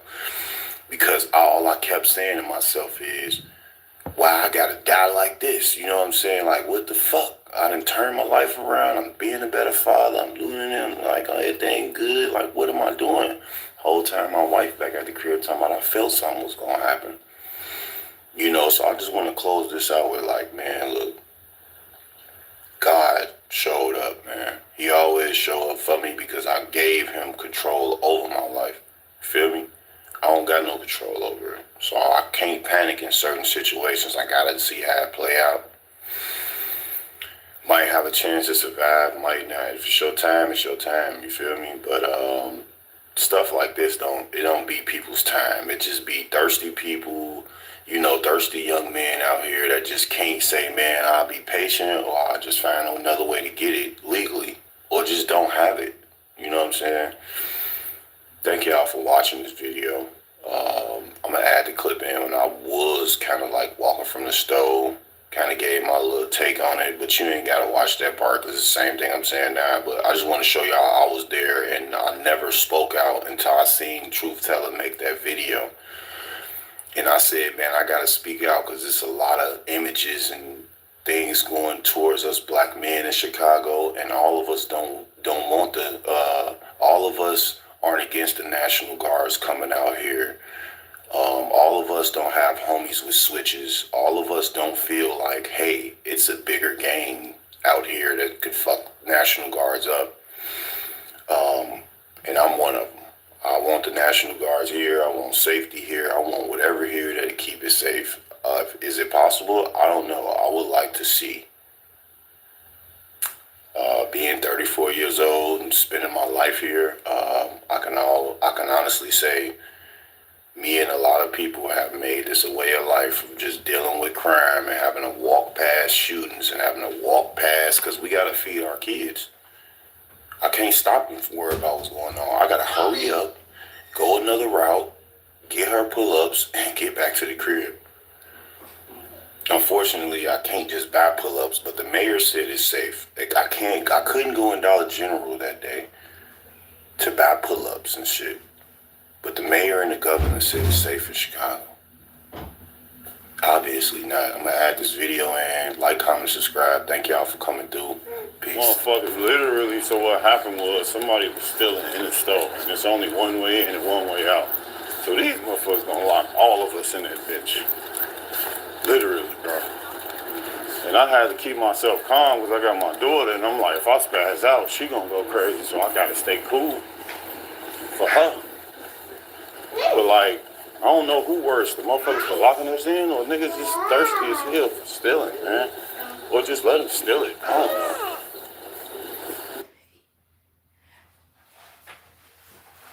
Okay, y'all, go follow my hubby. If you want to drop your auto insurance rate, then don't skip the... Oh, let me show y'all his channel. Let me show y'all this video. Sorry. Take a look. I've removed my personal info, guys. Y'all go follow my hubby, King Lou TV.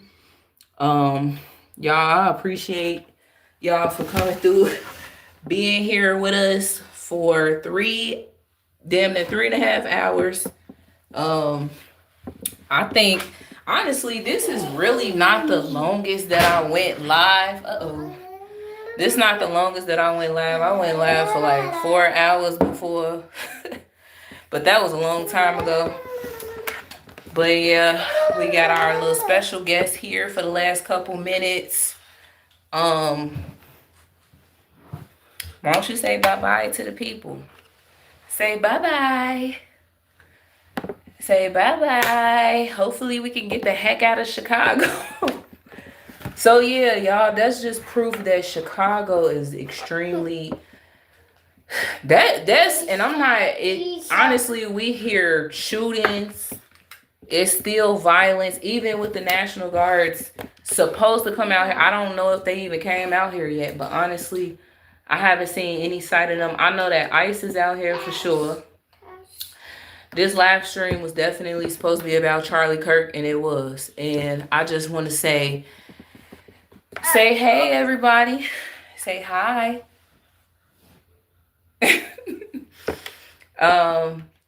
So yeah, you know, I just want to say this. Literally nobody in this world, I'm not going to say nobody, but majority of the people literally don't have compassion in their hearts anymore. They lack compassion. It's so sad. It's so sad how they justifying this man's death. Real talk. And I really don't like the times that we living in, but we got to deal with it. We got to deal with it. We got to get through it, because it's either two things. Either you gonna get through it, go through it, or the two other things is you're gonna end up dead or in jail if you crash out, you know? So I appreciate y'all, for real. I really appreciate the person for doing a $99 super chat. I appreciate everybody that's in here. I usually shout everybody out at the end of the streams, but there was a lot of people in here today. Really appreciate y'all for listening. Jim, I appreciate you. Paul, appreciate you. A few more people. Y'all know it's all love over here, man. Y'all make sure y'all hit that subscribe button. Stay tuned. Stay updated for more live streams. We got more streams coming. I do more streams than videos, to be honest. But y'all can check out my videos, too. I don't do nothing but talk about the truth. That's all I do. Oh, you just smacked me. She just whacked me right in my mouth.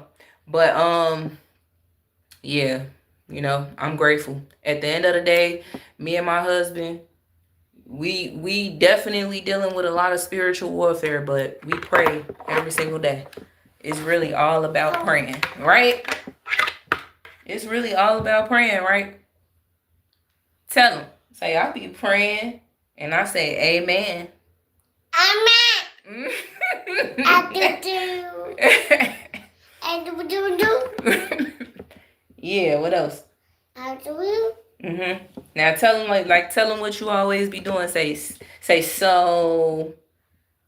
She act like she wanna be a YouTuber too. She actually has her own channel. Let me see. Do I got her channel on here? So, cause I want to show y'all her channel, so y'all can also go follow her. I really was supposed to upload more videos. You leaving me? I thought you was gonna stay with me for a second. I thought you was gonna stay with me for a second so we can just tell everybody bye-bye. No? So y'all go follow my baby with her big pretty self. She got her own channel. Yeah, that's you. She act like she want to be a YouTuber. She sits at the table and says, so... So what? That's you. That's not me. That is you. She said, that's not me. It's not me. That's you? Yeah. TikTok. Yeah, you was on the swing. You remember? You want to play it for everybody? Which one you want to play? You TikTok? She calls the swing TikTok, because it goes back and forth like the hands on the clock. TikTok. All right, we're going to play that for them, then we're going to leave, right? Okay. I appreciate y'all for being in here. Jim, thank you. Say bye-bye. Say bye-bye. Wave at the camera. Say bye, everybody. See you later. Okay, y'all. Appreciate you, Ivan, Jim. Appreciate y'all. So we got more live streams coming. And y'all, I gotta get up out of here. Nevertheless, wake them folks up.